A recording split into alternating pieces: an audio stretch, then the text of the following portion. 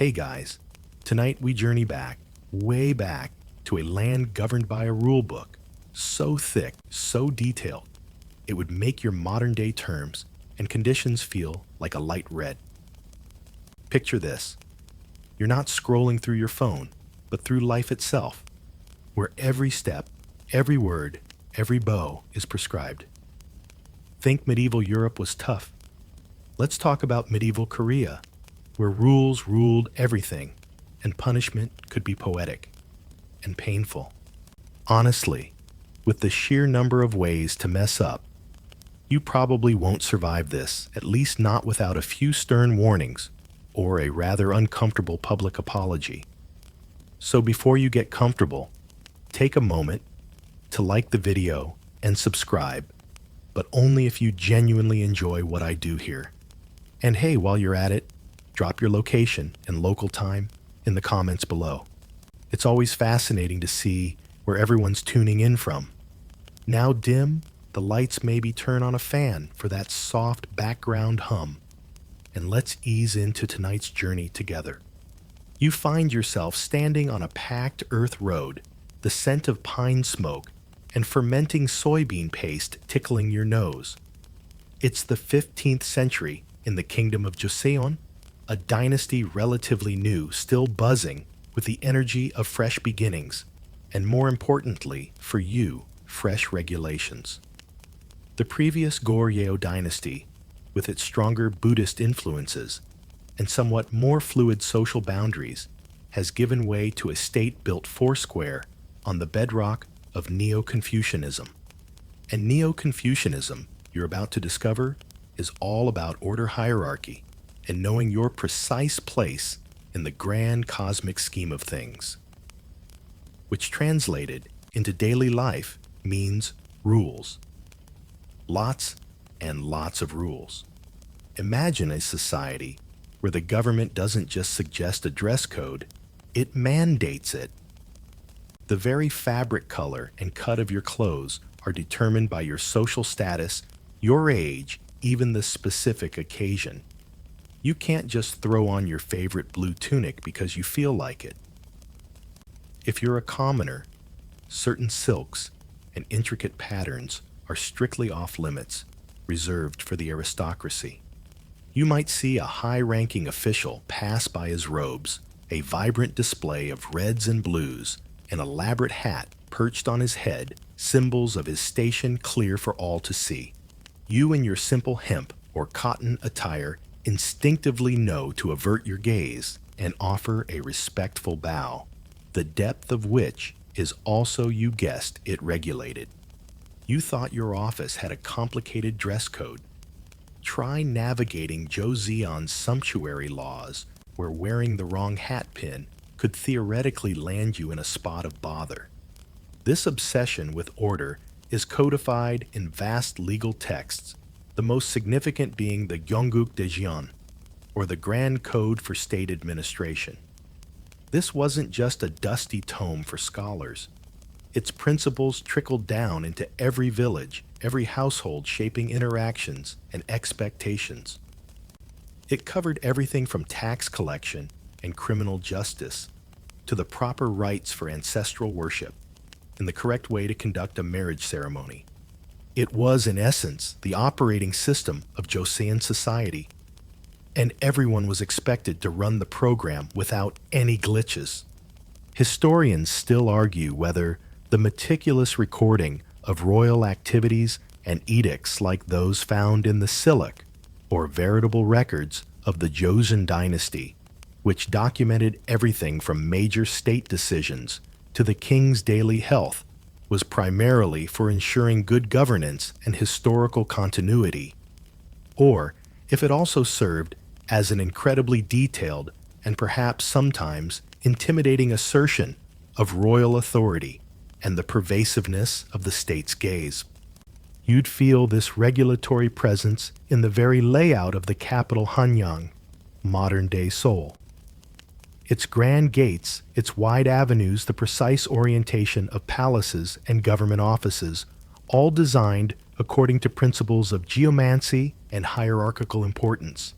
Even the number of courtyards or the type of roof tiles on your house could be subject to regulation based on your social standing.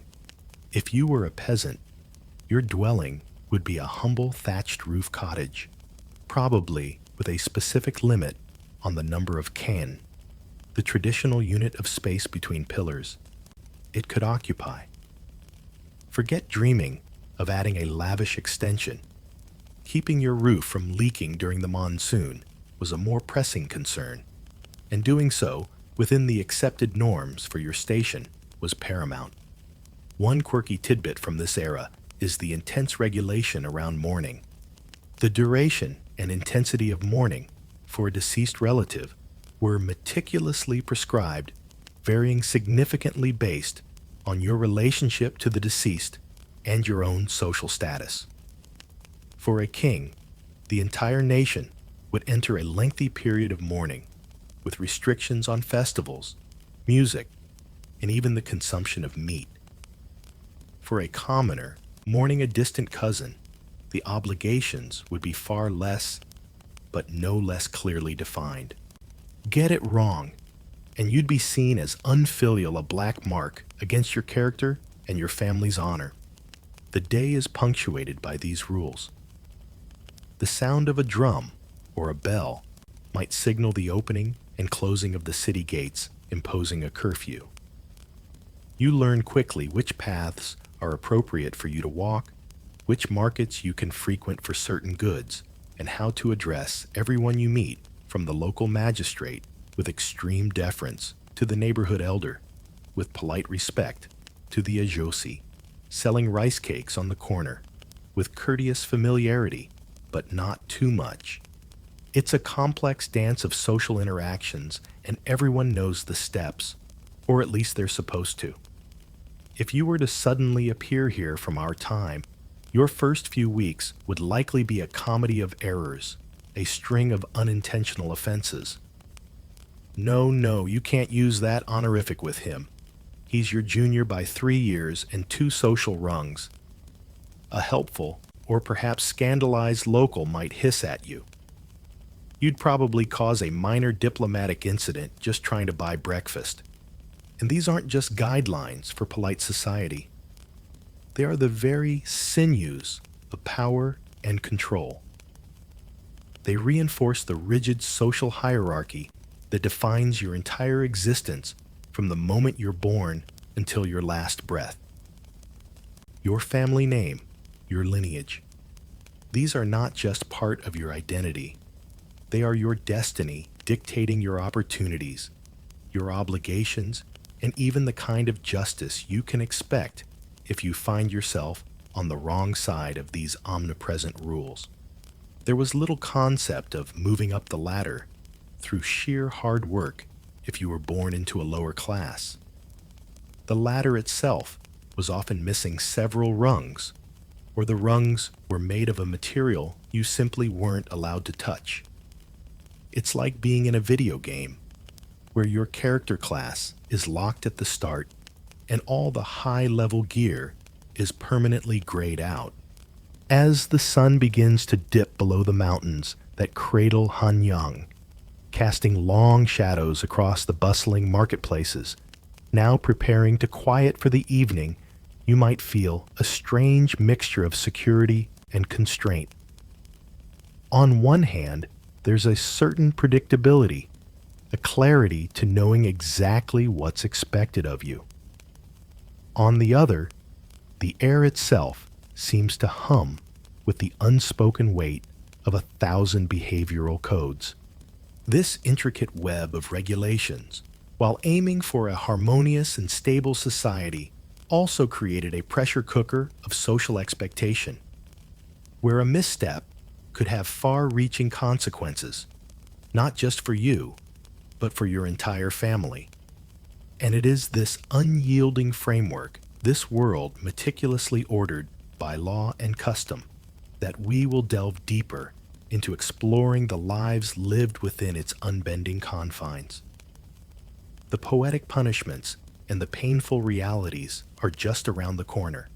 So imagine you've just been born, not into the general populace we glimpsed, but into the pinnacle of this structured society, the Yangban class. Congratulations, you've essentially won the Joseon era lottery of birth. The term Yangban itself means two orders, referring to the civil Munban and military Muban officials who ran the country, who advised the king, and who quite frankly made most of those rules we were just talking about.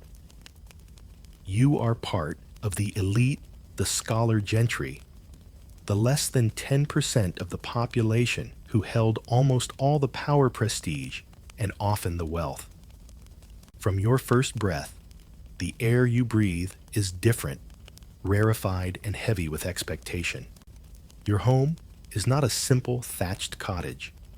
You reside within a spacious tile-roofed house, likely with multiple courtyards, segregated quarters for men and women, and perhaps even a serene garden for contemplation.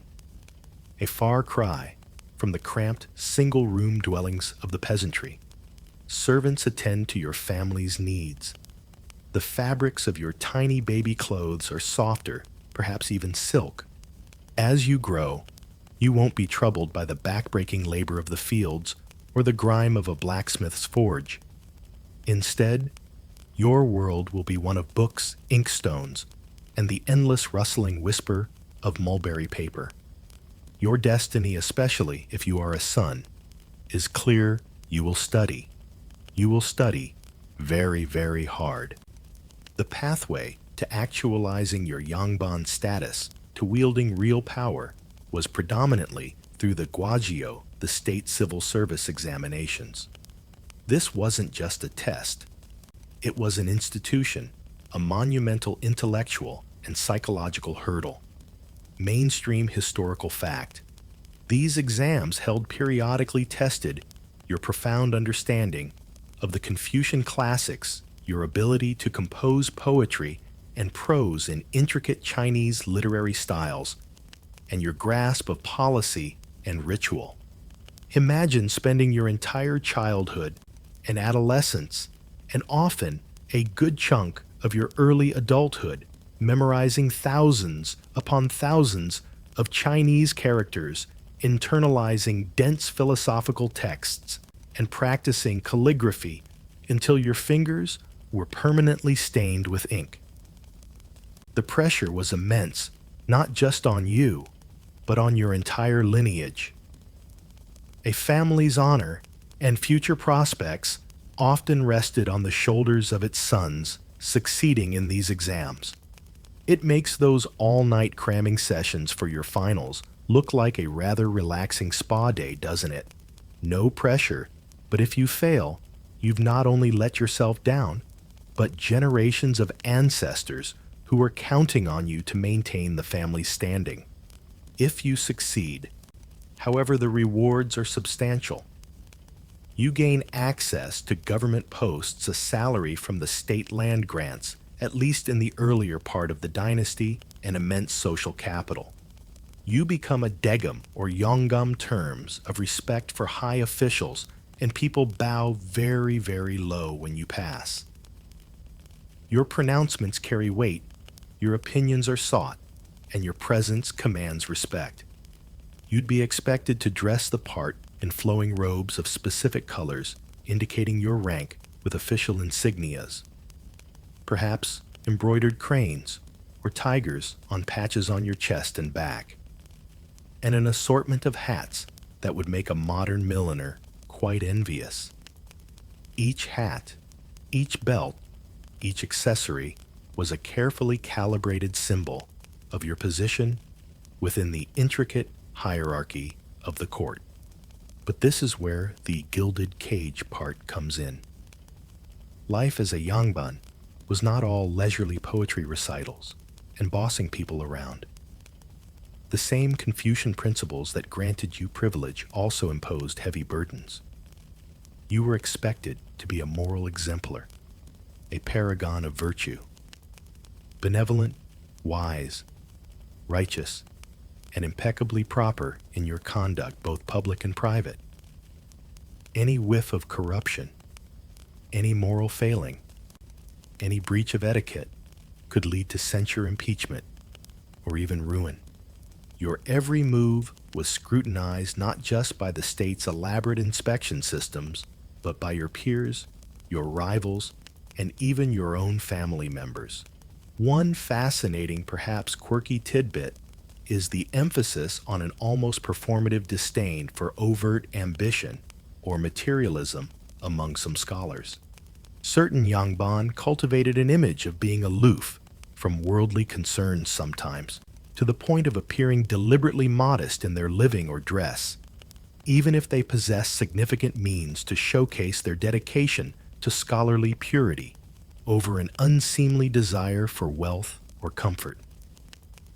It was a subtle social game where appearing too eager for power or riches could be seen as vulgar. And then there was the political arena. Oh, the politics. Joseon court life was frequently characterized by intense factionalism, known as bungdong. These weren't political parties in the modern sense, but complex networks of scholarly and familial alliances, often with deep ideological roots and even deeper personal rivalries. Debates over state policy, royal succession, or points of Confucian ritual could escalate into bitter conflicts, leading to purges sawa, where entire factions could be stripped of their positions, exiled to remote fever-ridden islands, or even executed. Your eloquent treatise on tax reform might be brilliant, but if your faction was on the losing side of a power struggle, you and your family could pay a terrible price. Yangban social gatherings weren't just about sipping tea and admiring the plum blossoms. They were often subtle arenas for sounding out allegiances, floating policy ideas, and gauging the political temperature. One misplaced word, one ill-judged alliance could be your undoing. It was like navigating a minefield paved with silk cushions. Even your leisure activities were imbued with this sense of propriety and status. Archery calligraphy painting, especially of the Four Gentlemen, plum blossom, orchid chrysanthemum, and bamboo composing poetry, or engaging in philosophical debates, were considered suitable pastimes. Engaging in commerce or manual labor? Absolutely not. That was considered beneath your dignity and could lead to a loss of face or even a formal downgrading of your family's status. This disdain for manual work and commerce, while upholding a certain scholarly ideal, also created a class of poor Yangban, families with impeccable lineage but little actual wealth, who struggled to maintain appearances without sullying their hands with demeaning activities. Historians still argue whether the Yangban class, as it consolidated its power and privileges over the centuries of the Joseon dynasty, ultimately served more as a crucial stabilizing force that preserved cultural traditions and ensured a relatively consistent, if slow-moving administration, or if its inherent exclusivity and resistance to certain types of economic and social change gradually became a hindrance to the kingdom's overall dynamism and ability to adapt to external pressures. And for the women of the Yangban class, their lives were also rigidly defined. Confined primarily to the inner quarters, anche, of the household, their sphere was domestic, but no less complex. They managed the household, oversaw servants, educated young children in basic literacy and Confucian values, though advanced scholarship was almost exclusively for men, and played crucial roles in arranging marriages and maintaining the intricate web of familial alliances that were so vital to a Yangban family's success. While not visible in public life, the inner mistresses could wield considerable influence within their own domain, and their adherence to Confucian virtues of modesty, chastity, and obedience was paramount to the family's reputation. So as a Yangban, you are indeed at the top of the social pyramid. You enjoy comforts and opportunities undreamt of by the vast majority of the population. But you are also walking a tightrope. Your life is a constant performance of virtue, a relentless pursuit of scholarly achievement, and a careful navigation of treacherous political waters. The rules that elevate you also confine you. The cage is beautiful, adorned with intricate carvings and lined with the finest silk. But it is a cage, nonetheless, its bars forged from the very Confucian ideals that define your world. Forget about just being yourself. Yourself is a meticulously constructed identity, polished and presented according to a very specific, very demanding blueprint. One wrong brushstroke and the whole masterpiece could unravel. One wrong brushstroke and the whole Yangban masterpiece could indeed unravel. But who mixed the pigments for their refined paintings, or deciphered the foreign languages in the diplomatic scrolls that kept the kingdom from unraveling on an international stage? Who charted the stars that guided their auspicious day selection, or mended their noble bodies when illness struck? For that, you often had to step just outside the gilded cage into the well-ordered, highly skilled, yet somewhat less exalted world of the Chungyin, the middle people.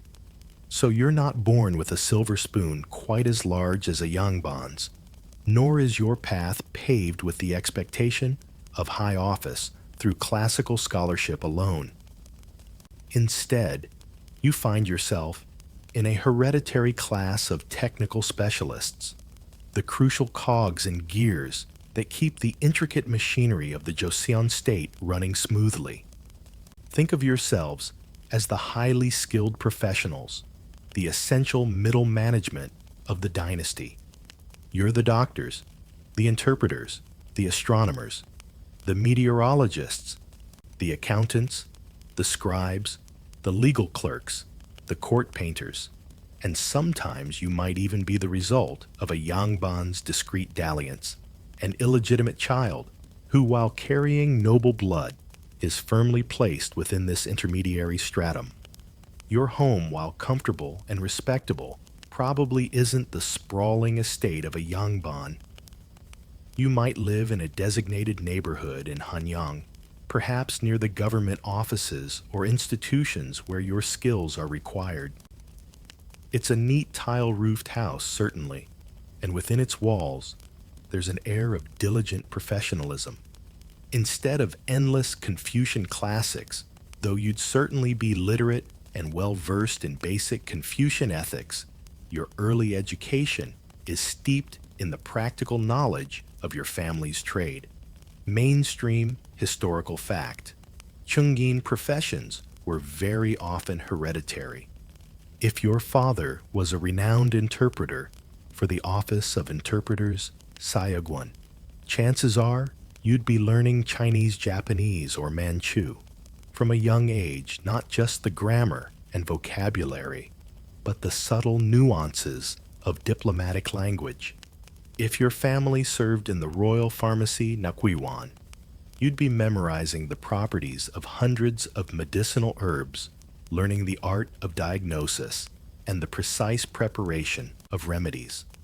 You can almost smell the unique aromas of this life, the pungent scent of dried herbs and simmering decoctions in a doctor's study, the metallic tang of ink and the dry rustle of old paper in a government scribe's office, or the faint earthy smell of pigments and glue in the studio of a court painter meticulously capturing the king's likeness or a serene landscape. As an astronomer at the Royal Observatory Gwansangam, you'd spend your nights under the vast, clear Korean sky, tracking celestial bodies, noting anomalies, and providing the data essential for the kingdom's calendar and for predicting auspicious or inauspicious omens. A deeply serious business in a state that believed heavily in the connection between heaven and earthly affairs. You're basically providing the groundwork for all those big, important Yangban decisions. They get the byline, you do the research. It's a tale as old as time, really. The Chungjin held a peculiar and often paradoxical position. Your skills were indispensable. A Yangban official might be a master of poetic couplets, but he likely couldn't tell a fever from a chill without a Chungjin doctor, nor could he negotiate a trade agreement with Japanese envoys without a Chungjin interpreter. You are the specialists, the experts in your field.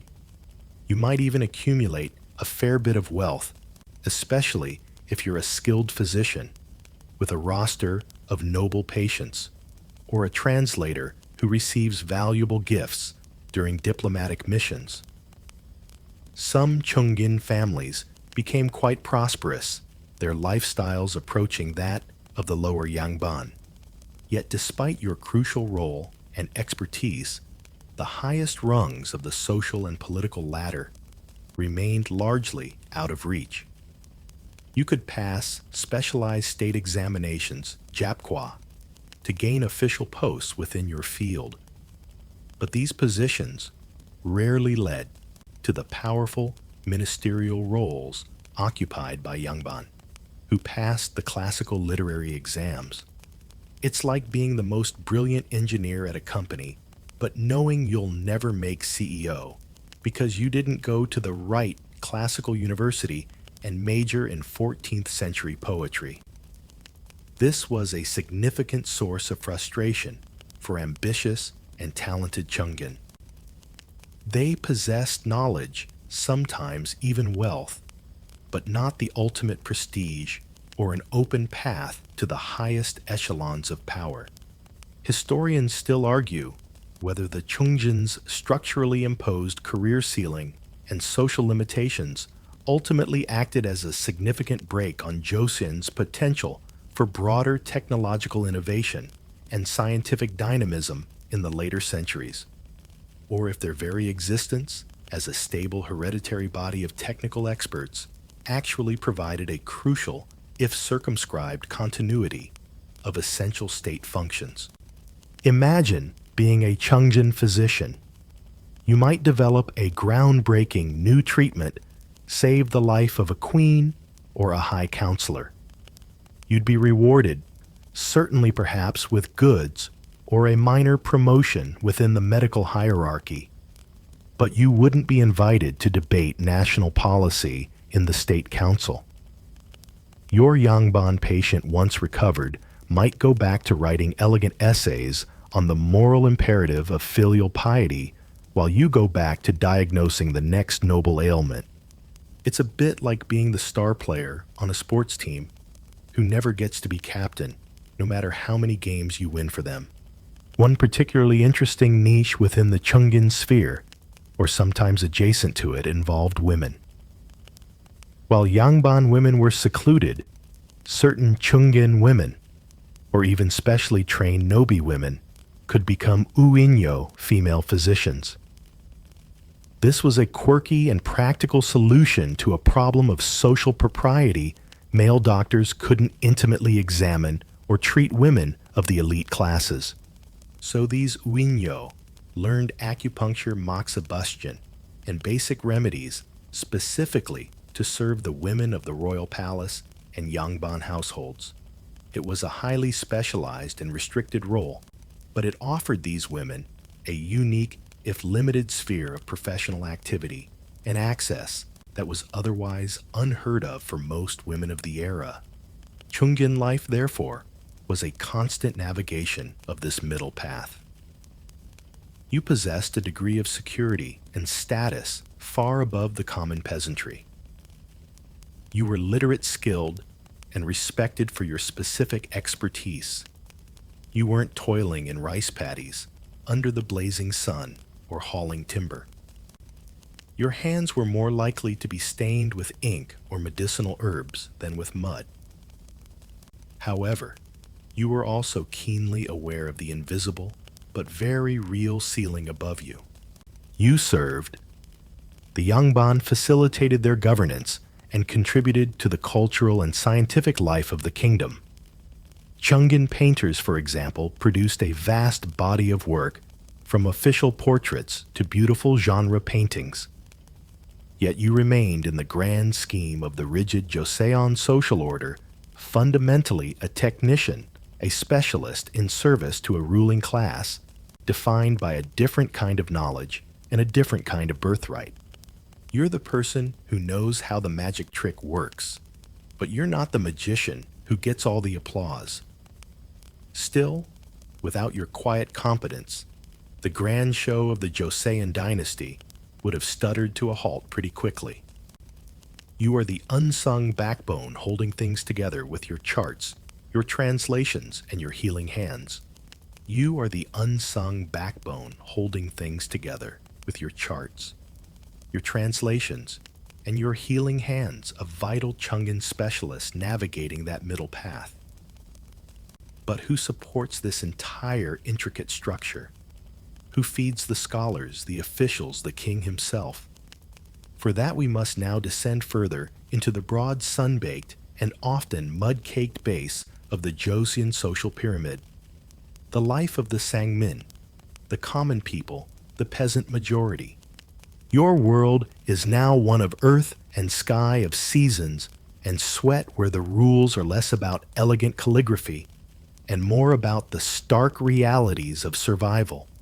Forget the silken robes or even the neat professional attire of the Chungin.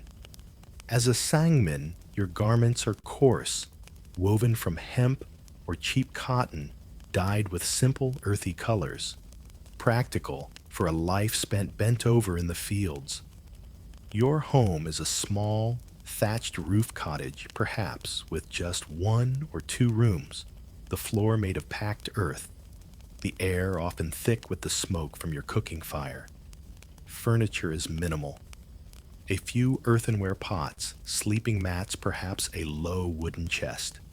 Luxury is a full belly and a roof that doesn't leak too badly during the summer monsoon. You are the roughly 80 to 90% of the population, the farmers, the fishermen, and a smaller number of artisans and merchants whose status, while technically Sangmin, often hovered in a somewhat ambiguous zone. Your days are governed not by intricate court calendars or diplomatic schedules, but by the relentless rhythm of the agricultural cycle. If you're a farmer, which you most likely are, your life is a testament to toil.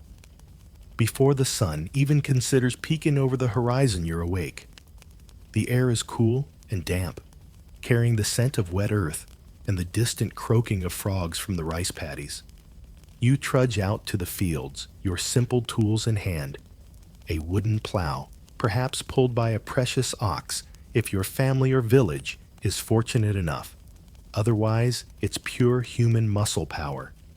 You guide the plow through the thick, sucking mud, preparing the land for the rice seedlings that your entire family, men, women, and children, will painstakingly transplant one by one, standing ankle-deep in water under the increasingly hot sun. Weeding is a constant battle fought on your knees. Irrigation requires careful management of shared water resources, often a source of communal cooperation, or sometimes bitter dispute with neighboring farmers.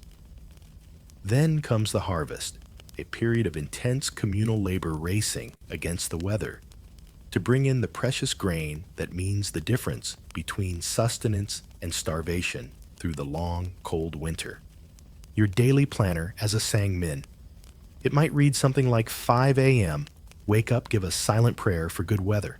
5:05 a.m., feel that familiar knot of anxiety about the upcoming tax collection.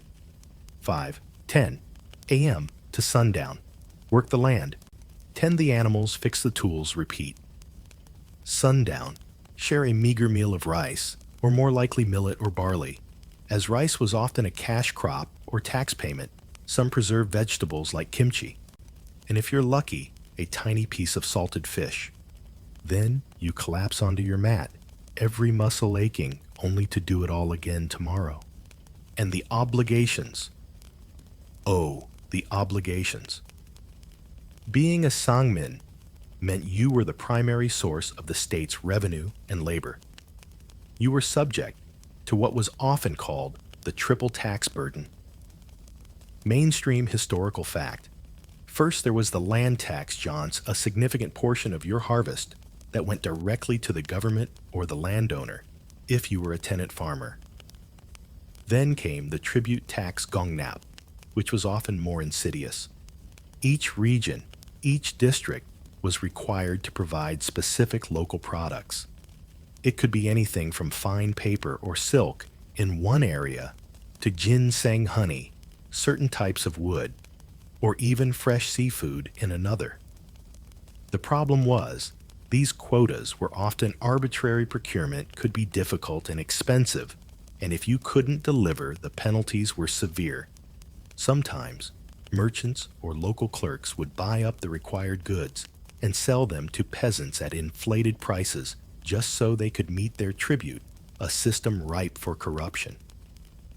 And finally, there was yak, the labor service, or military duty.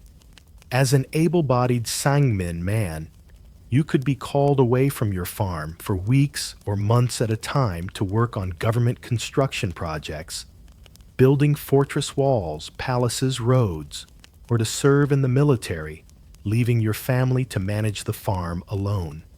Social mobility. That's a concept largely reserved for storytellers and dreamers in your world. Born a peasant, die a peasant isn't just a pessimistic saying. It's the overwhelming reality. The complex Guagio exams that offered Yangban sons a path to glory were an impossible dream for you. You lack the education, the resources, the lineage, and frankly, the time. Your focus is on this year's harvest, on keeping your family fed and fulfilling your dues. Escape from this life was incredibly rare. Perhaps if you were exceptionally skilled as an artisan, you might achieve a slightly better standing. Or if a great famine or war completely upended society, some faint, desperate chances might arise. But mostly, your children and your children's children would walk the same fields you walk. Career advancement was hoping your ox didn't die, or that the local magistrate wasn't too corrupt this year. Yet life wasn't solely an unrelenting dirge of hardship. There was a strong sense of community in your village. Neighbors helped each other during planting and harvest through cooperative labor groups like the Dure. These were not just work parties. They were social events filled with call and response folk songs, the rhythmic beat of drums and gongs to lighten the labor, and shared meals in the fields. Village festivals, often tied to agricultural cycles, or shamanistic rituals, seeking blessings from local spirits for good harvests and protection from misfortune, provided brief, joyous respites. These local beliefs and practices, the worship of mountain spirits, village guardian deities, and household gods, often held more immediate sway over your daily spiritual life than the lofty Confucian ideals debated in the capital, though you'd certainly perform basic ancestral rites as best you could. One quirky aspect of this life was how some villages became renowned for very specific tribute items. Imagine your village being the only one in the province that knows the secret to making a particular type of incredibly durable paper, or weaving a uniquely patterned mat, or even catching a certain rare fish that the royal household fancies. This could bring a sliver of pride, but also the added pressure of consistently producing these high-quality goods, lest the king's chopsticks be left wanting for that specific delicacy. Historians still argue whether the Joseon state's heavy reliance on the sangmin for taxes and corvée labor, alongside a system that offered them little protection from official exploitation or natural disaster, created a reasonably stable agrarian society capable of sustaining the kingdom for 5 centuries. or if it systematically entrenched rural poverty and sowed the seeds for the numerous peasant revolts that punctuated the dynasty's history. So as you, a Sangmin, look out over the fields at dusk, the scent of wood smoke from your neighbor's cooking fires mingling with the smell of the earth, there's a weariness in your bones that goes deep. You are the foundation solid and enduring, but also bearing the immense weight of the entire structure above you. Your joys are simple, your sorrows profound, and your horizons are often no wider than the valley your village nestles in. The rules that govern your life are less about etiquette and more about the raw demands of nature and the non-negotiable demands of the state. You are a long, long way from the philosophical debates of the Yangban scholars or the specialized workshops of the Chungin. Your hands are calloused, your back is bent, but it is your labor that fuels the kingdom. Your hands are calloused, your back is bent, but it is your labor as a Sangmin, the common farmer, that fuels the kingdom, forming the vast essential foundation of joseon society. You might think that life at the bottom of the agricultural ladder, with its crushing taxes and relentless toil, is as low as it gets. But oh, there's another step down a shadowy realm beneath even the poorest Sangmin peasant.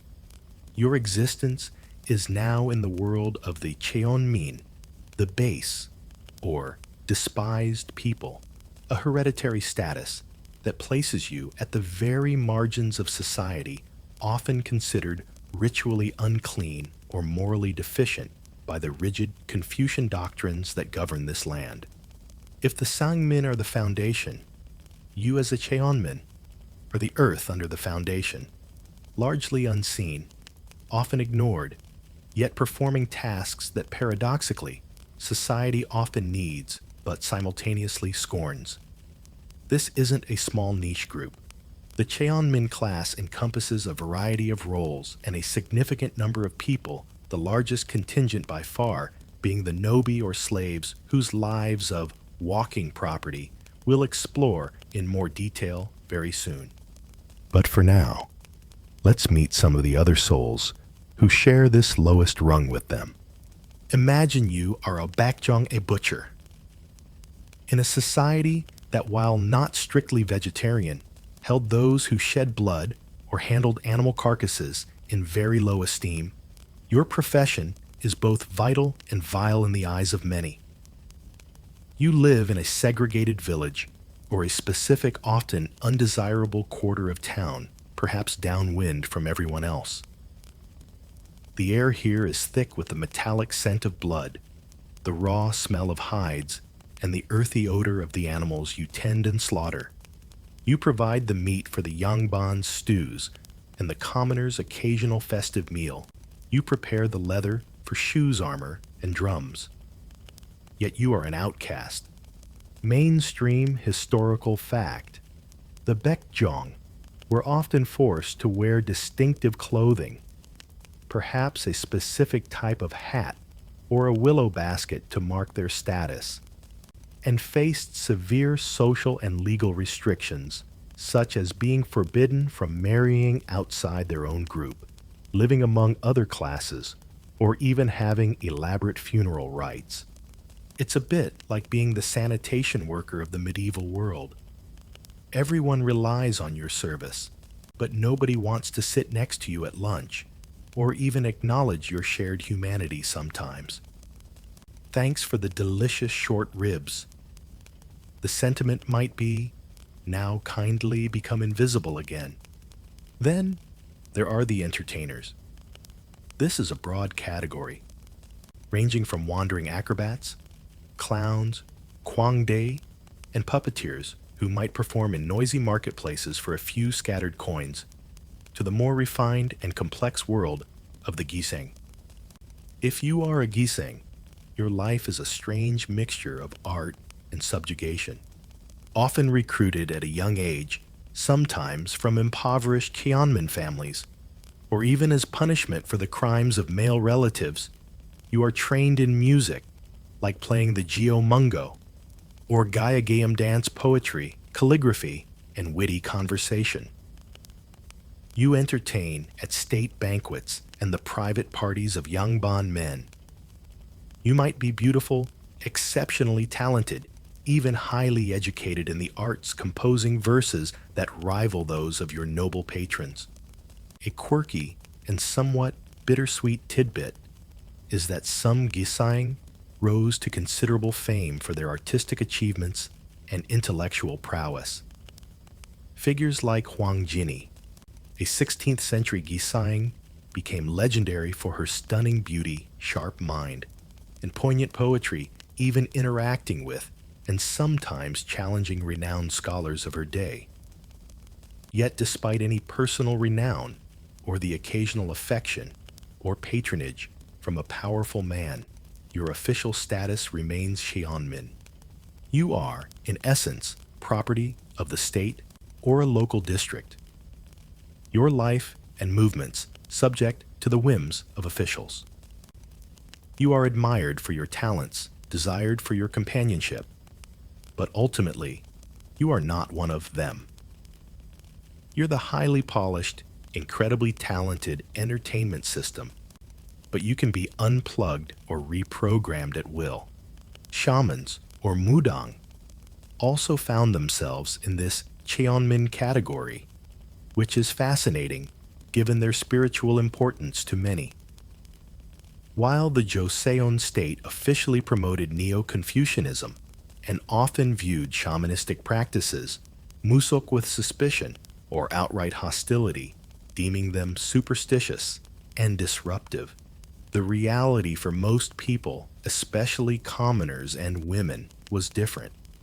When illness struck, when bad luck plagued a family, when guidance was needed for a marriage or a new venture, it was often the mudang they turned to.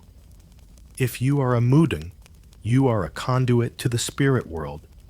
You perform rituals gut with chanting, drumming, and ecstatic dance to appease restless ancestors, expel malevolent spirits, or bring good fortune.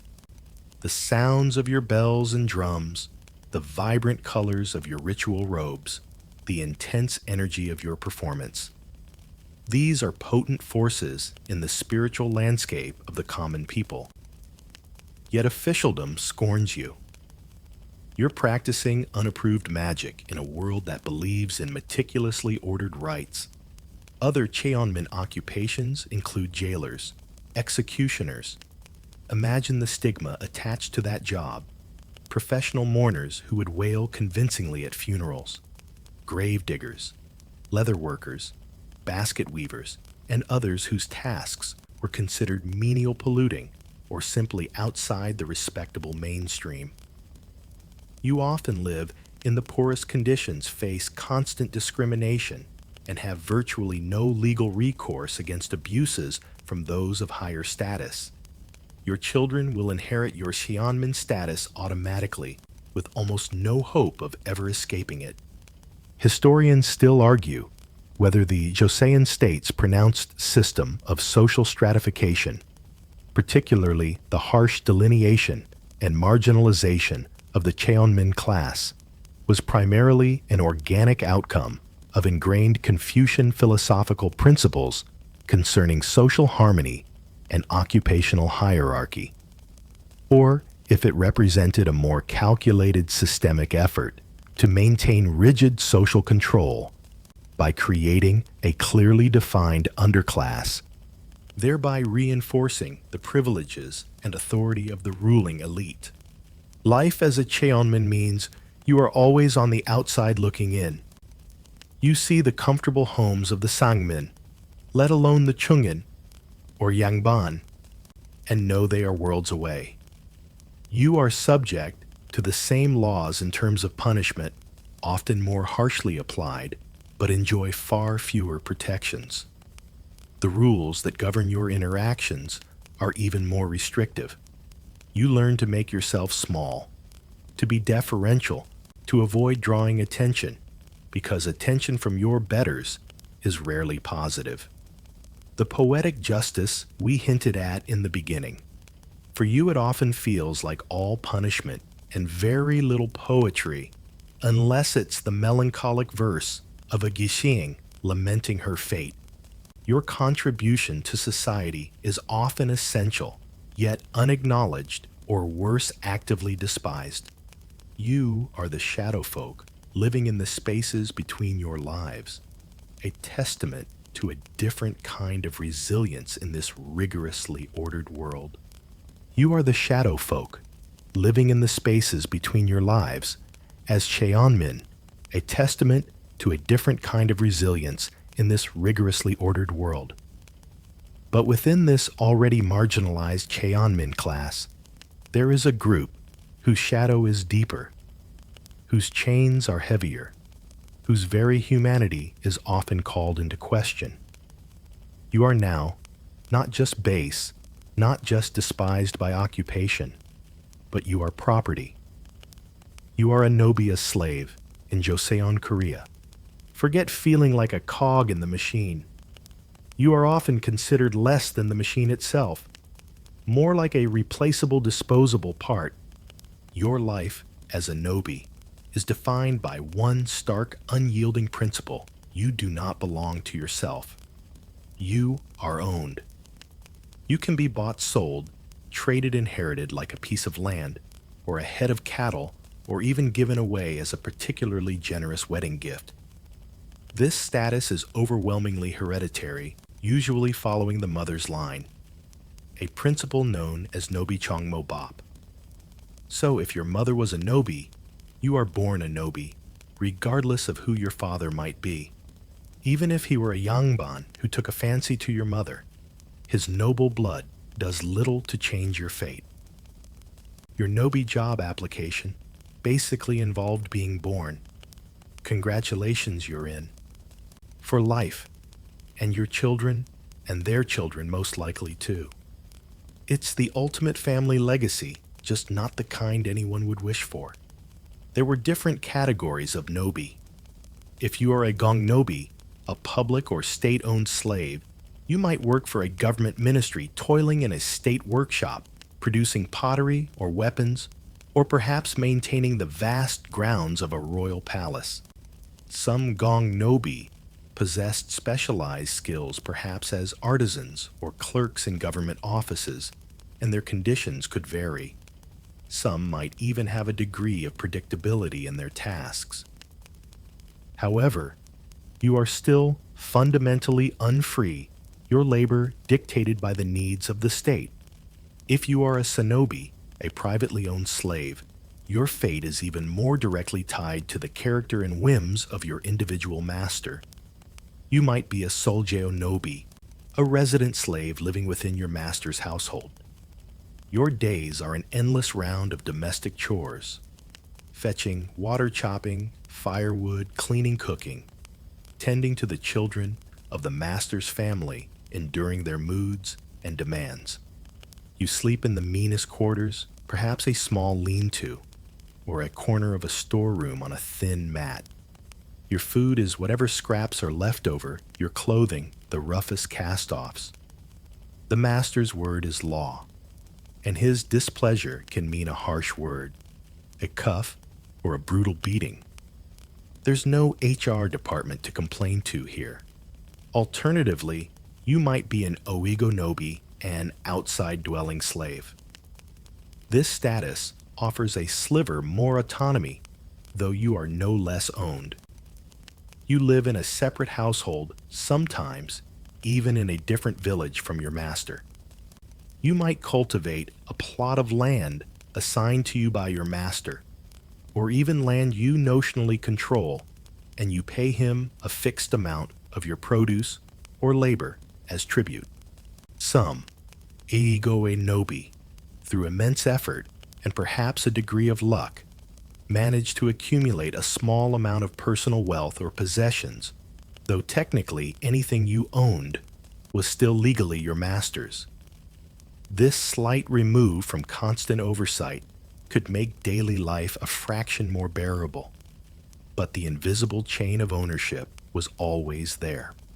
The historical fact is that the Nobi population was alarmingly large at certain points in the Joseon dynasty, possibly constituting up to 30% or even more of the entire population. This made Joseon one of the most significant slaveholding societies in East Asian history and indeed in global history. The phrase you might hear, the one that chills you to the bone, is that you are walking property or talking tools. This isn't just a metaphor. It's a legal and social reality. Your value might be assessed in bolts of cotton or bags of rice. You have no right to choose your work, no right to refuse an order, no right to leave. Your family life is incredibly precarious. While Nobi were often permitted to marry, usually other Nobi, these unions were not sacrosanct. Husbands and wives, parents and children could be sold separately, families shattered at the master's convenience or to settle his debts.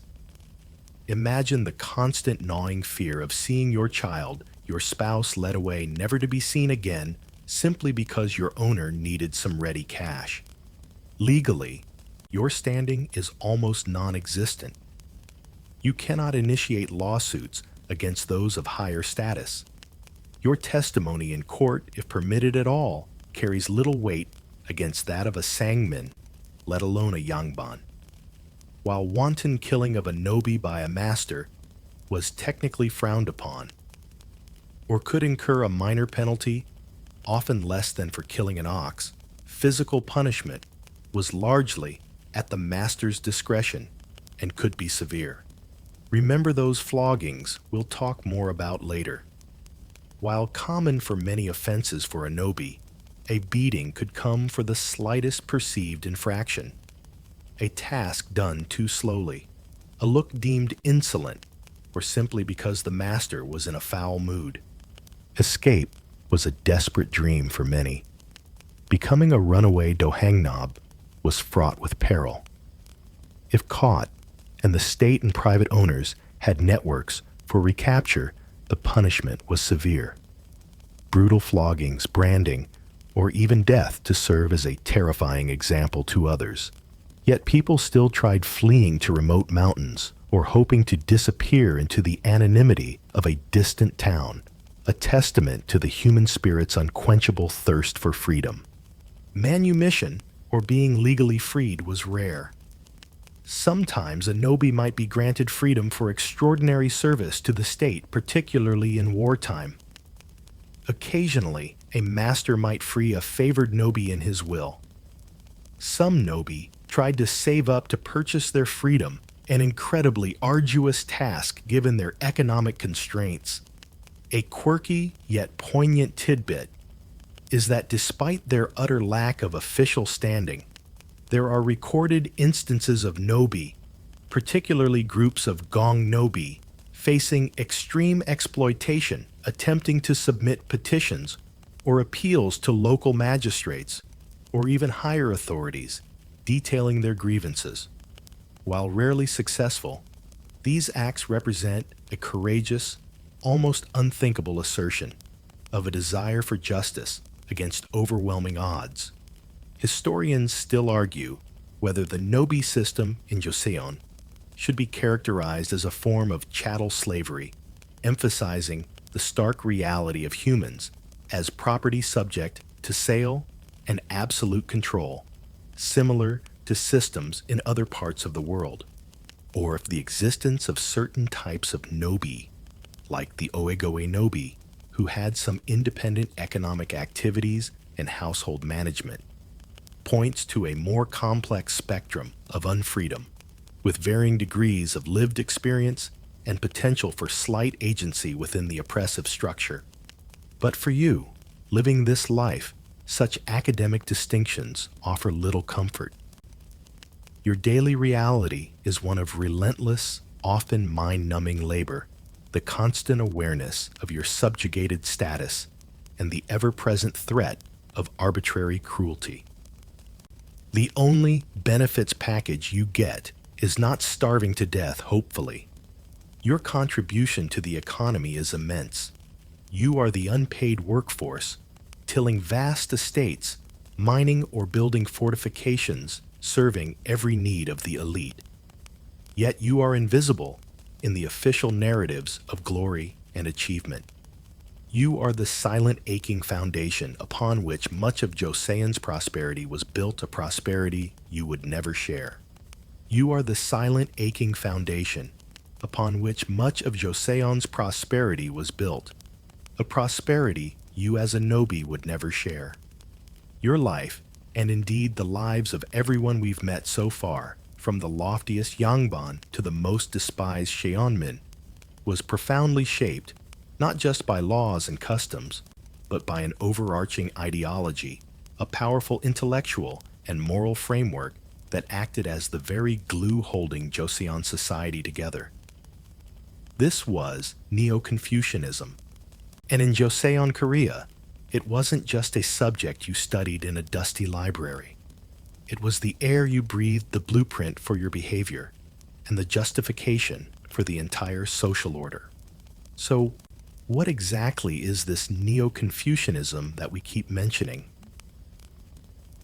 Imagine taking the ancient teachings of Confucius and his disciples, ideas about ethics, family, good governance, and then infusing them with metaphysical depth, creating a comprehensive worldview that explains everything from the cosmos down to how you should properly greet your elderly neighbor.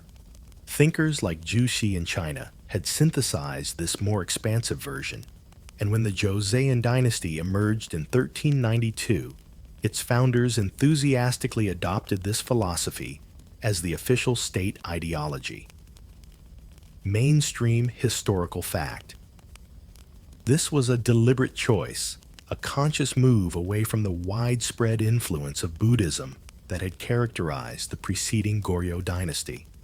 Temples were disempowered, their lands often confiscated, and Buddhist monks found their societal influence curtailed. Instead, Joseon became a state arguably more thoroughly Confucianized than even China itself at times. At its heart, Neo-Confucianism in Joseon emphasized social harmony, but a specific kind of harmony, one achieved through a meticulously ordered hierarchy and the proper conduct of individuals within that hierarchy. You've already seen the rigid social classes. Well, this philosophy provided the moral and intellectual scaffolding for it. The cornerstone of this social order was the Oryun, or the 5 relationships, those between ruler and subject, father and son, husband and wife, elder brother and younger brother, and friend and friend. Notice something. 4 out of 5 are explicitly hierarchical. The subject owes loyalty to the ruler. The son owes filial piety to the father. The wife owes obedience to the husband. We'll get more into that later. And the younger brother owes deference to the elder. Even between friends, there was an expectation of mutual respect based on propriety and righteousness, often with subtle age or status considerations. It's basically a system where everyone knows their place, and fulfilling the duties of that place is paramount. Your boss was clearly defined in almost every interaction.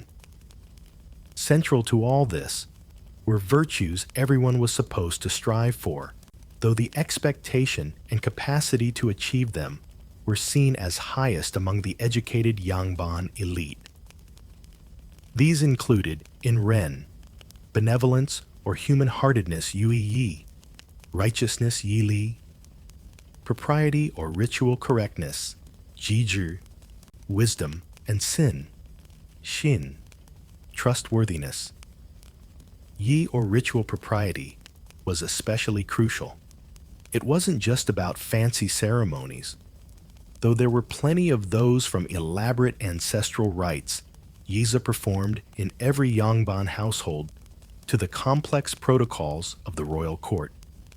Yi governed everyday etiquette, how you bowed, how you spoke to superiors, or inferiors the way you dressed, the proper way to mourn. Remember, the rules for everything we talked about in Section 1 Neo-Confucianism was the operating system running that entire program. This ideology profoundly shaped governance.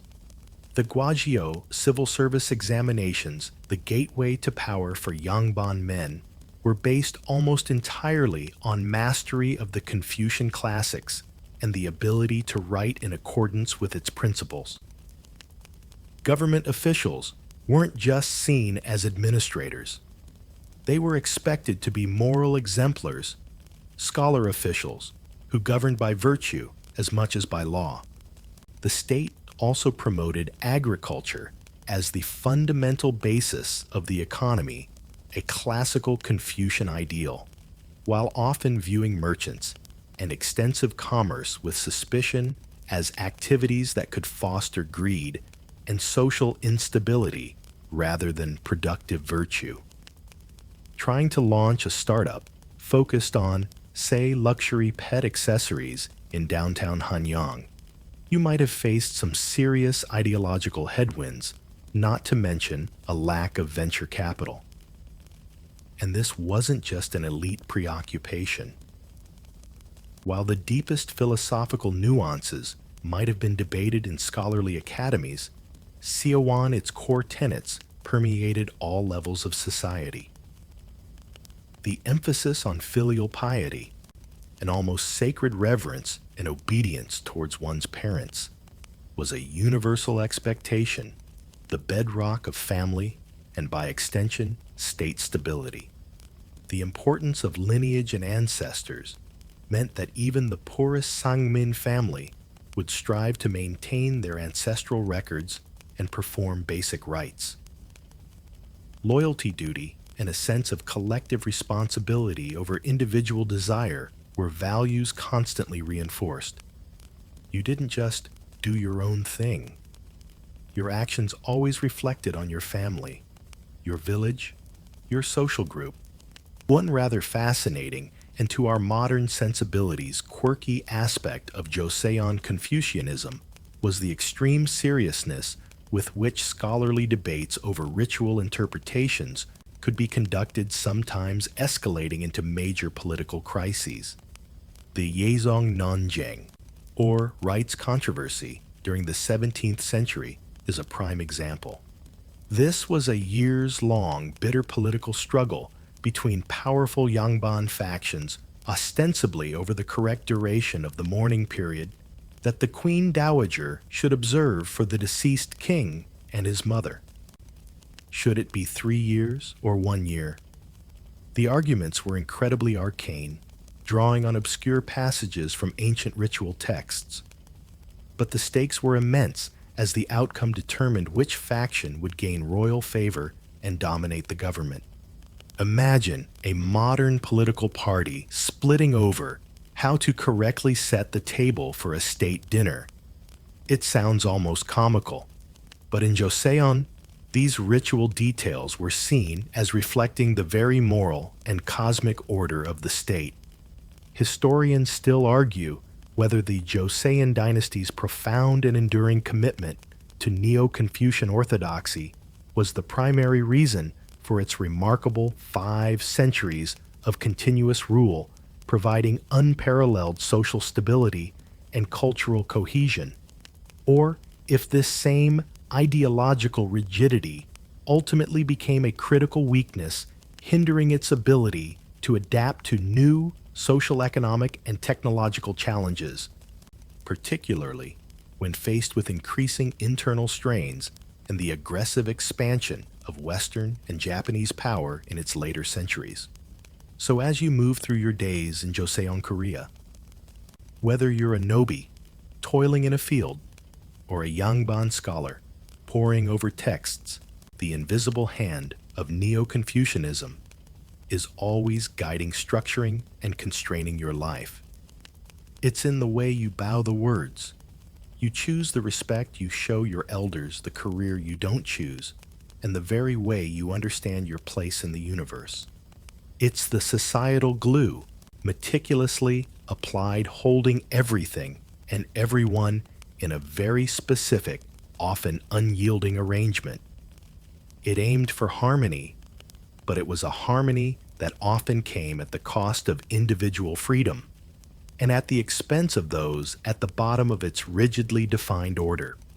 It aimed for harmony, this Neo-Confucian framework, but it was a harmony that often came at the cost of individual freedom, and particularly at the expense of those at the bottom of its rigidly defined order. And if you were to ask a joseon scholar, what is the single most important virtue, the very root from which all other goodness springs the key to this societal harmony, they would likely answer without a moment's hesitation, filial piety.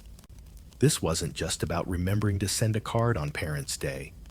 It was an all-encompassing, life-defining, and legally enforced duty that shaped your every thought and action. Disrespecting your parents. In Joseon, Korea, that wasn't just frowned upon. It was practically a sin against heaven, one of the most heinous crimes you could possibly commit. So, what does this hyo really entail? It's a profound, almost sacred devotion that begins with your parents and extends to your ancestors, your elders, and ultimately to the king himself, who is often conceptualized as the father of the nation. It means absolute obedience to your parents' wishes, even if those wishes seem unreasonable or demand great personal sacrifice. It means diligently caring for them in their old age, ensuring their comfort and well-being above your own. It means mourning them with the utmost sincerity, and for a prescribed, often lengthy period when they pass away. And it means carrying on the family lineage, primarily through sons, to ensure the ancestral rites continue. Even preserving your own body from harm was considered an act of filial piety, as your body was a gift from your parents. So no ill-advised daredevil stunts or extreme sports for you, not if you wanted to be a good Confucian child. This wasn't just a nice idea, encouraged by self-help gurus of the day. Mainstream historical fact. The Joseon legal codes, like the Gyeongguk Daejeon, enshrined filial piety as a cornerstone of law and order. Unfilial behavior, or bulyo, was listed among the sibak, the 10 abominations. A list of the most egregious crimes imaginable, right up there with rebellion against the throne or desecrating sacred sites. If you were found guilty of striking your parents, or even just verbally abusing them with serious intent, the punishments were exceptionally severe. We're talking about penalties that could far exceed what you'd receive for assaulting a stranger. Execution was not off the table for particularly shocking cases of unfilial conduct. It was believed that if the family, the bedrock of society, crumbled due to a lack of filial respect, then the state itself would be endangered. A son who couldn't respect his father could hardly be expected to be a loyal subject to his king. The state actively promoted tales of exemplary filial piety. Books like the Samgang Hengsil-do, Illustrated Conduct of the Three Bonds, were circulated filled with stories, some historical, some legendary, of children who went to extraordinary lengths to serve their parents.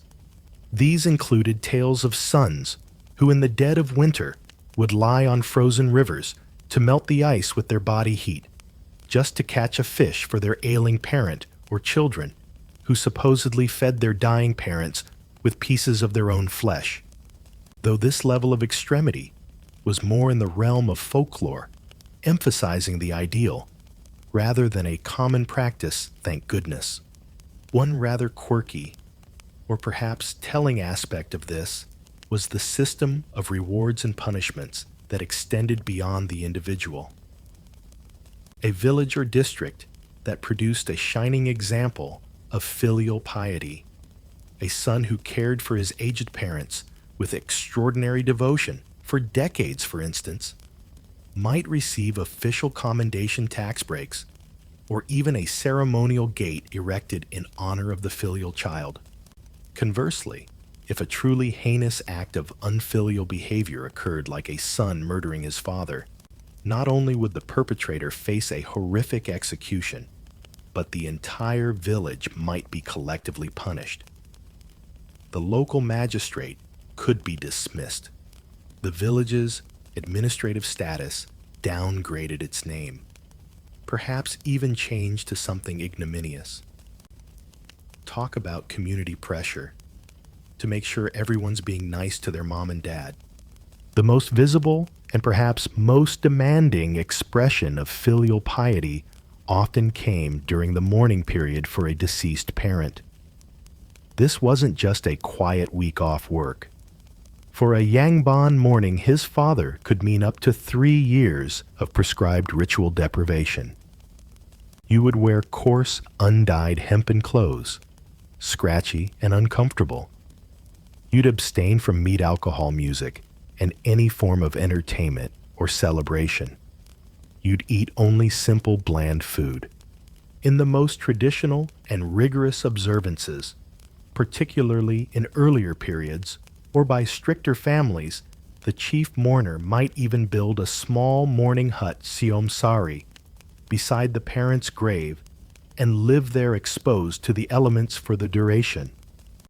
Your entire life would be put on hold, dedicated to expressing your grief and respect, even for Sangmin. While the rigors might have been less extreme due to the demands of labor, the expectation of sincere and proper mourning was still strong. Imagine telling your boss today you need 3 years off for bereavement leave with a mandatory sackcloth uniform. It puts our modern customs into a bit of perspective. This devotion extended to every facet of life.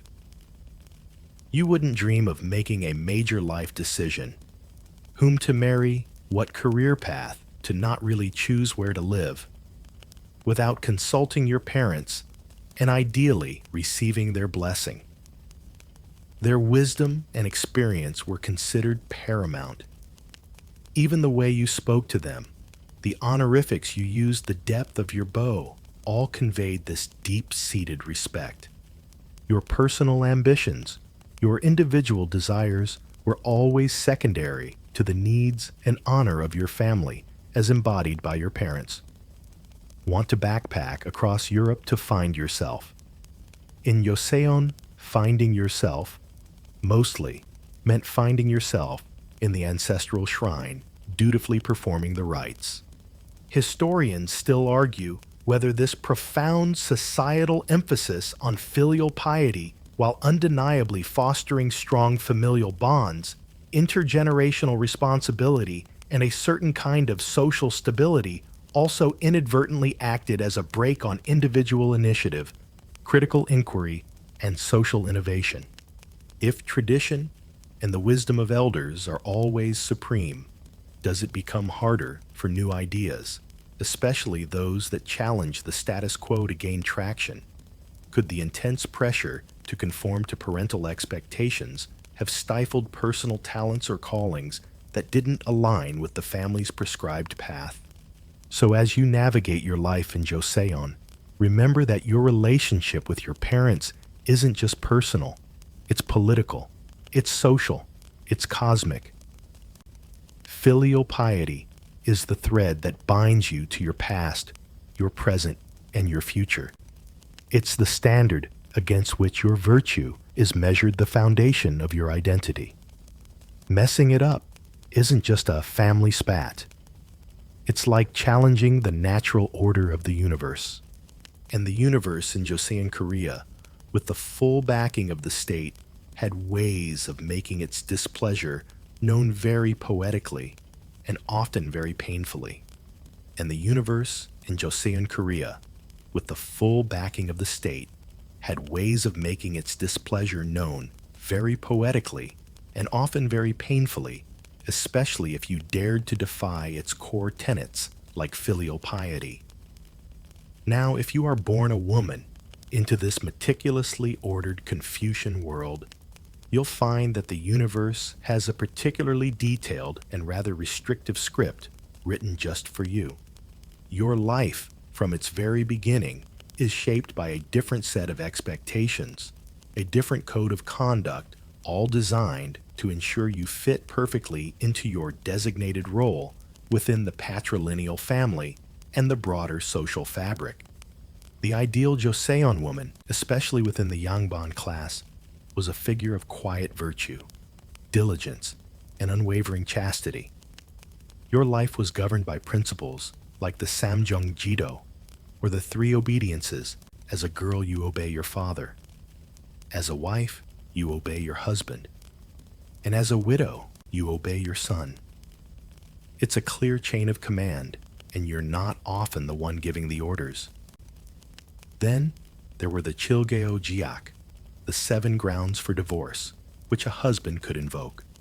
These included disobedience to his parents, a huge one given the emphasis on filial piety, failure to produce a son, crucial for continuing the male lineage, adultery for women, and unforgivable sin, jealousy, disrupting household harmony, bearing a hereditary disease, excessive talkativeness, or gossiping seen as disruptive and unwomanly, and theft.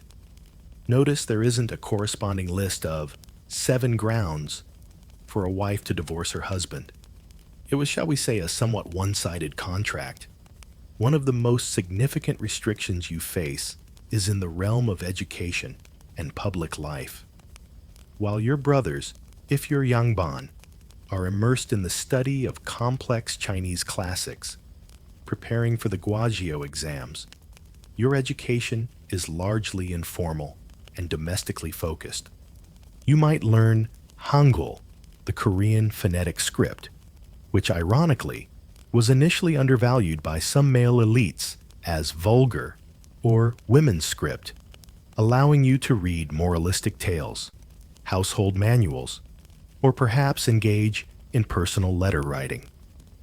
But the profound scholarly pursuits, the study of governance history and philosophy that open doors to public office, that's firmly in the male domain.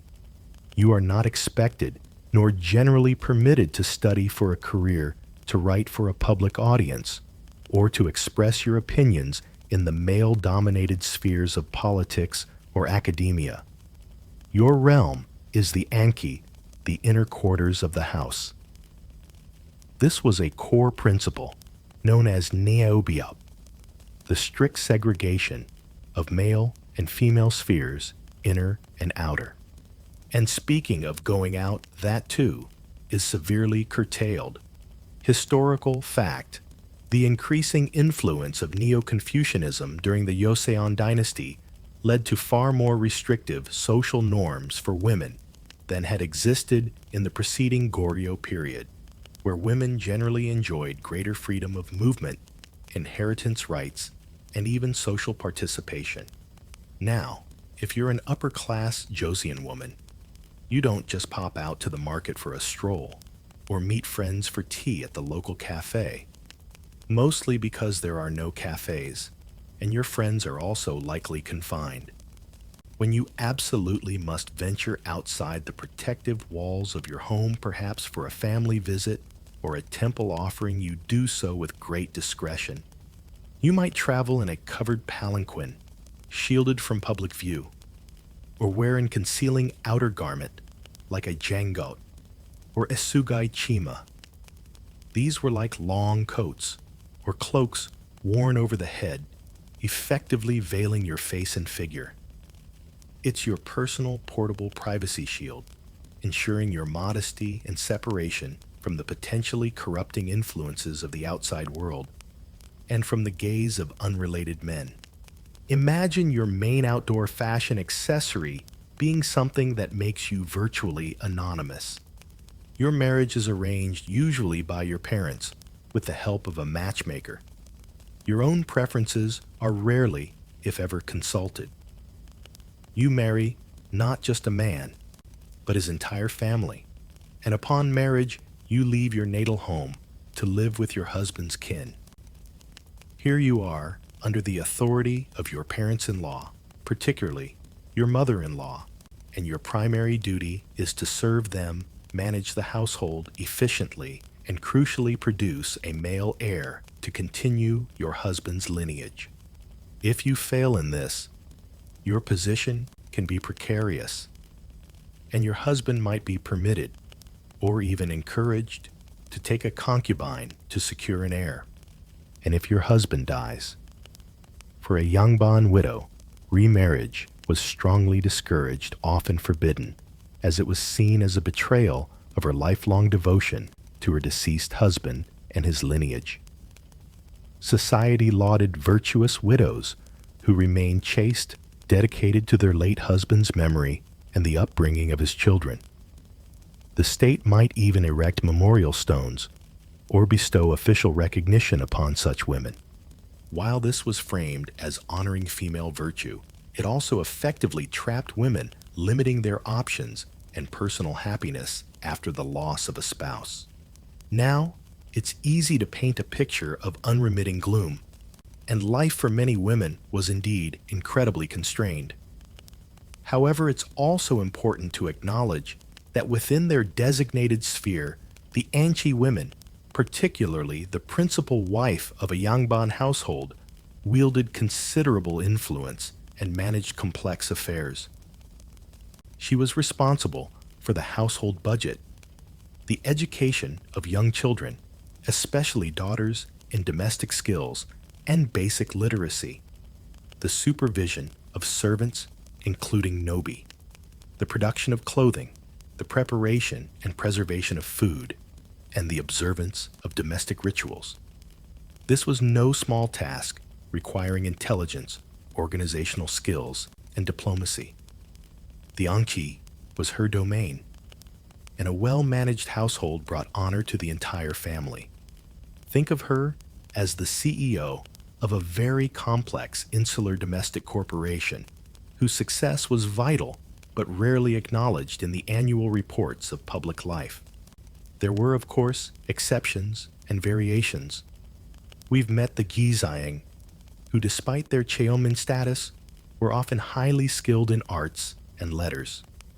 There were the Winyo, female physicians, and a few remarkable women managed to leave a literary or artistic legacy against the odds, like the poet Heo Nansolyon, whose works were published in China and Japan after her early death, or Shin Samdong, celebrated as the epitome of a wise mother and good wife, but also a talented painter and poet in her own right. A quirky tidbit is the subtle ways women might exert influence, perhaps through their sons, or by carefully managing familial alliances behind the scenes. Gossip, while officially frowned upon, could also be a powerful tool within the confines of the women's quarters to shape reputations or convey information. Historians still argue whether the severe limitations imposed on women in Joseon society were primarily the result of a genuine, if paternalistic, Confucian belief that such restrictions were necessary for women's own protection and for maintaining social harmony, or if these rules served more fundamentally as a mechanism to ensure patrilineal descent, rigorously control female sexuality to guarantee undisputed paternity, and thereby consolidate and perpetuate male dominance in all significant aspects of life. So if you are a woman in Joseon, Korea, your life is a delicate dance within strictly defined boundaries. You are expected to be the moral compass of the family, the silent engine of the household, the vessel of the next generation. Your virtues are praised. Your sacrifices expected, your voice often unheard in the wider world. It's a veiled existence lived largely within walls, both physical and societal, a life where the rules are numerous, the expectations immense, and the space for individual expression often heartbreakingly small. It's a veiled existence for many women lived largely within walls, both physical and societal, a life where the rules are numerous, the expectations immense, and the space for individual expression often heartbreakingly small. But those rules, those intricate webs of expected behavior, don't just stay confined within the household walls. Oh no. Step outside into the bustling streets, the crowded marketplaces, or even the quiet village paths of Joseon, Korea, and you quickly learn that the arm of the law and the even longer arm of social expectation reaches into every nook and cranny of daily life. Even small rule breaches, the kind of minor missteps you might not even think twice about today, could lead to some surprisingly major woes. You thought your local council was picky about where you park your car or how high you build your fence. Welcome to joseon, where the rule book for everyday conduct is thicker than a royal banquet menu, and the enforcers often have a lot less patience. We're not talking about high treason or murder just yet. Those have their own special categories of horror we'll get to. For now, picture the more mundane, yet still perilous landscape of minor infractions. Did you forget the nightly curfew and get caught wandering after the city gates were officially closed by the drum signal? That's an offense. Did you use an improper term of address to someone of slightly higher social standing, or perhaps fail to bow quite low enough that could be seen as insubordination? Having a heated argument with a merchant over the price of cabbages that escalates into a public disturbance, you're likely drawing unwanted attention from the local authorities. Even something as simple as deciding to repair your crumbling wall or build a small shed for your tools without the proper permissions could land you in trouble. Unauthorized construction, however minor, could be interpreted as a challenge to the carefully ordered environment. Improper disposal of waste, letting your pig wander into your neighbor's meticulously tended vegetable patch, or even engaging in a bit of idle gambling with your friends using apricot stones as dice. All these were potential tickets to an unpleasant encounter with the local magistrate or his underlings. You thought a strongly worded letter from your HOA was bad. Try explaining your unsanctioned pigsty to a stern-faced official with the power to have you lightly flogged on the spot.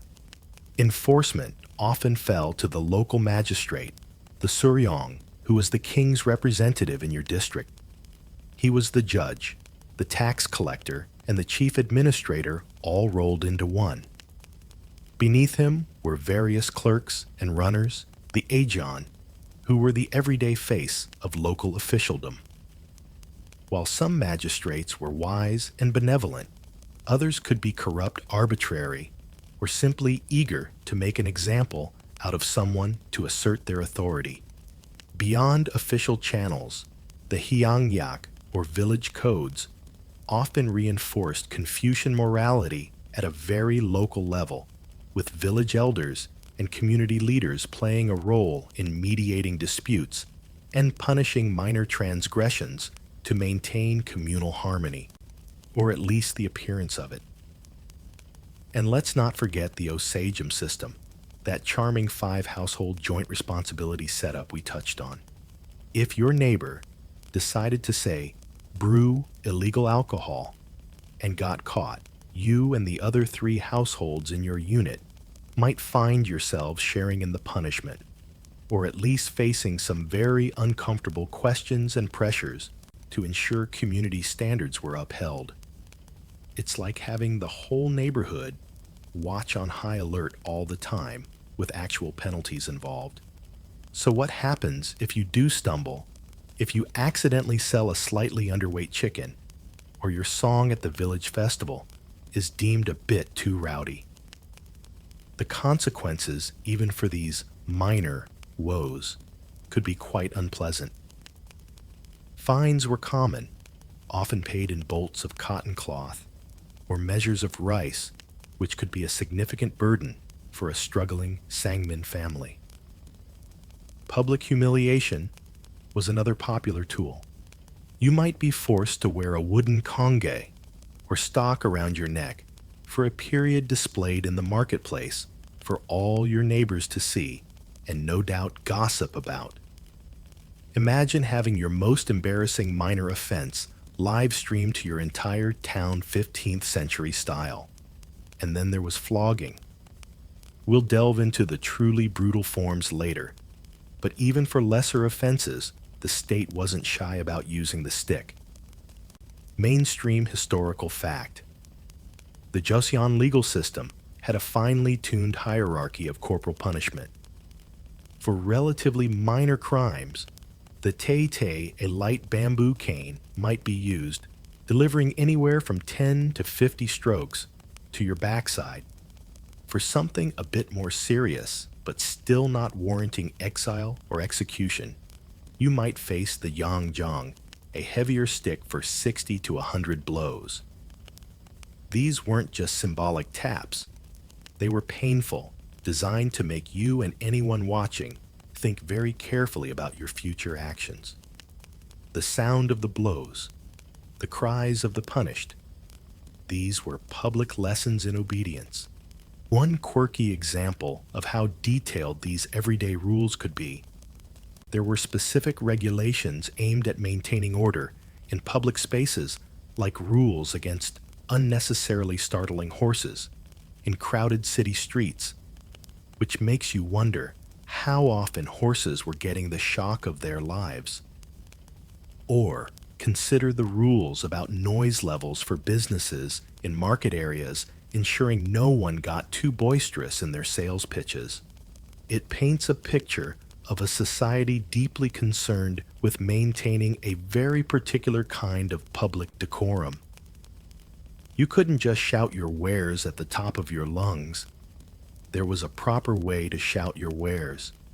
The overarching goal of all this, of course, was to maintain social order and deter further wrongdoing. Every fine levied, every public shaming, every stroke of the cane was a reinforcement of the Confucian norms, a reminder that society was watching, and that rules, no matter how small they seemed, were there for a reason. It was about cultivating a populace that was ideally self-regulating, internalizing the codes of conduct so thoroughly that transgressions became rare. Whether it achieved true virtue or just well-managed fear is another question. Historians still argue whether the joseon legal system's meticulous attention to regulating and punishing even minor everyday infractions truly succeeded in fostering a more moral and orderly society at the grassroots level, as intended by its Confucian proponents, or if it disproportionately ensnared and burdened the common populace, creating an atmosphere of pervasive anxiety and stifling individual agency without necessarily addressing the root causes of social problems like poverty or corruption. So as you try to make your way through an ordinary day in Joseon, Korea, you're not just worried about the harvest or pleasing your elders or navigating the complex social hierarchy. You're also acutely aware that a misplaced word, a moment of carelessness, a minor deviation from the expected path could bring you face to face with the law in a way that could be deeply embarrassing, financially damaging, or physically painful. Those seemingly small rules carried big sticks, and they were a constant everyday reminder that in this kingdom, order was paramount and your compliance was not optional.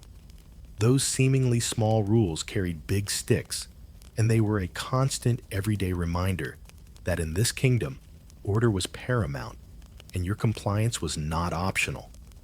The sting you felt from a few strokes of the light tea for a market infraction or a curfew violation was certainly unpleasant, a sharp lesson learned. But that was merely a tap on the wrist compared to what awaited those accused of more serious transgressions. If the Tai and Yang were the everyday enforcers of minor regulations, then the Gonjiang was the stern, uncompromising adjudicator for crimes that struck at the heart of social order and property. This was justice's heavy hand, and its impact was designed to be both unforgettable and chilling. Imagine you've been accused of something more substantial now, perhaps a significant theft, a serious assault, repeated and flagrant insubordination, or, if you're a nobi, the audacious act of trying to escape your walking property status. After a summary judgment, often delivered by the local magistrate with alarming speed, you hear the sentence, and the key word that makes your stomach clench is gonjiang. This isn't the relatively light bamboo switch. The gonjiang is a different beast altogether. It's a heavy wooden paddle, sometimes described as being almost like a thick plank.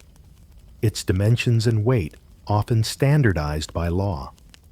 Its purpose isn't just to sting, it's to deliver a crushing, debilitating blow over and over again. The scene of the punishment is almost always public, a deliberate spectacle designed for maximum deterrence.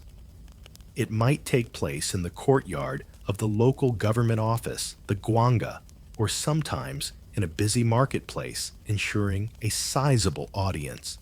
You are brought forth, your alleged crime loudly proclaimed. Then you are stripped, usually with your trousers pulled down to expose your buttocks, the designated target for this particular form of justice. You might be forced prone onto the ground, or sometimes secured to a special flogging frame your limbs held, or tied to prevent you from writhing away from the blows. This isn't some chaotic emotional outburst of violence. It's a calculated, methodical procedure. 2 or more burly attendants, often nobi themselves, or low-ranking functionaries, wield the gonjiang. They might work in shifts if the number of blows is high. An official, perhaps the magistrate himself, or a designated officer presides, counting out each stroke in a loud, clear voice. 1, 2, 3, each number punctuating the heavy, sickening thud of the wood against flesh and bone. The crowd watches a mixture of fear, perhaps morbid curiosity, and for some, a grim satisfaction that justice, however harsh, is being served. Mainstream historical fact. The gonjiang was a fully institutionalized method of judicial punishment with a number of strokes, typically between 60 and 100 for many offenses. It covered meticulously laid out in the joseon legal codes based on the perceived severity of the crime. It was a system brutal, yes, but a system nonetheless. The physical experience is, as you can imagine, excruciating. Each blow sends shockwaves of agony through your body. The force is enough to break the skin, cause deep bruising, and damage the underlying muscle tissue. The pain is relentless, building with each stroke. People faint. People scream. The smell of sweat and fear, and sometimes blood, fills the air. The goal is not just to cause pain, but to inflict a punishment so severe it breaks your will and serves as a terrifying warning to anyone in the assembled crowd who might be contemplating a similar offense. Surviving a full 100 strokes of the gonjiang was a brutal ordeal, and recovery, if it came, could take weeks or months. Infections in the raw wounds were a common and often fatal complication in an era without antibiotics. Permanent injury or disability was a distinct possibility. And yes, sometimes people died either during the flogging itself or from its after effects, even if death wasn't the explicit sentence. One rather grim, quirky tidbit of this process was the occasional presence of what might be termed flogging specialists or medical attendants. Their role wasn't primarily to provide comfort or first aid in the modern sense. Instead, they might assess whether the condemned person was on the verge of expiring before the full count of blows had been delivered. If so, the punishment could be temporarily suspended, the unfortunate soul perhaps given some water or basic attention only for the flogging to resume once they were deemed capable of enduring more. The state wanted its pound of flesh, or rather its full count of blows, to be officially completed.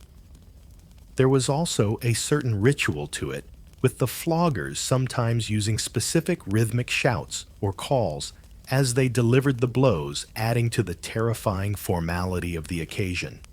This wasn't a punishment reserved solely for the lowest classes, although they certainly bore the brunt of it most frequently and often with less chance of mitigation.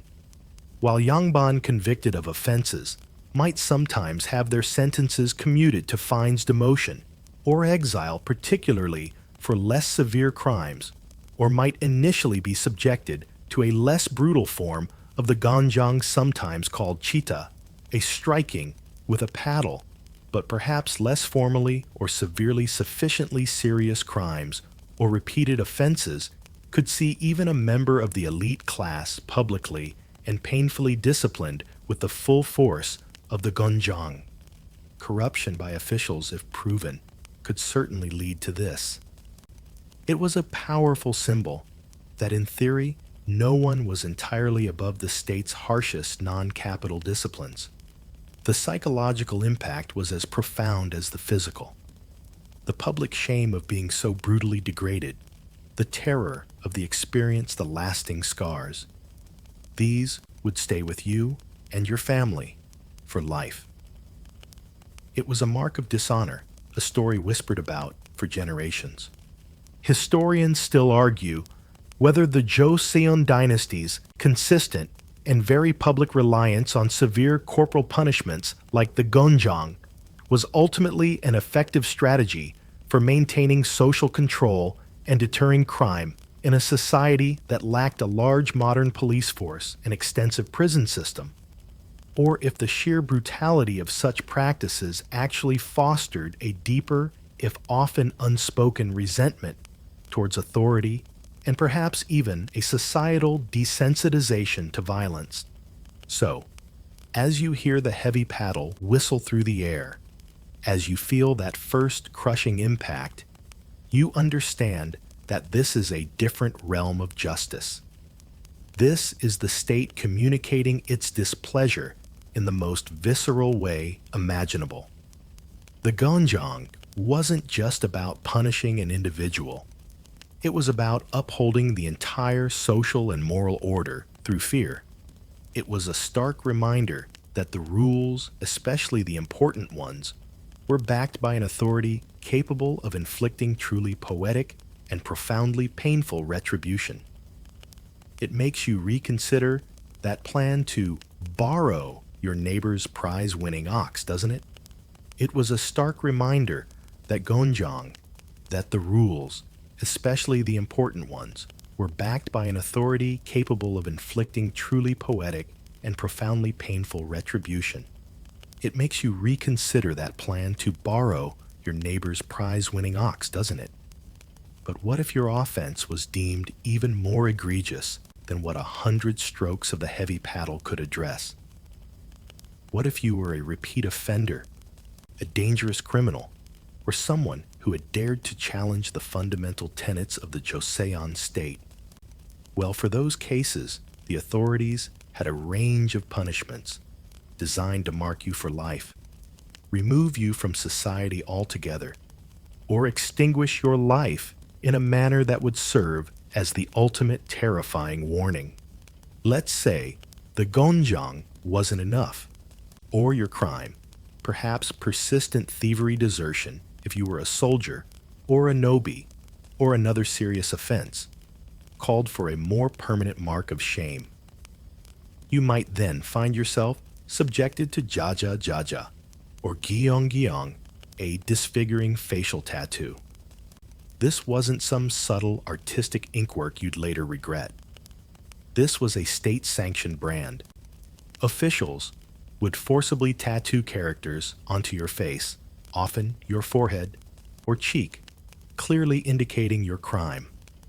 Imagine the sharp sting of the needle, the smell of the ink, and the horrifying realization that for the rest of your days, everyone who looked at you would instantly know your transgression.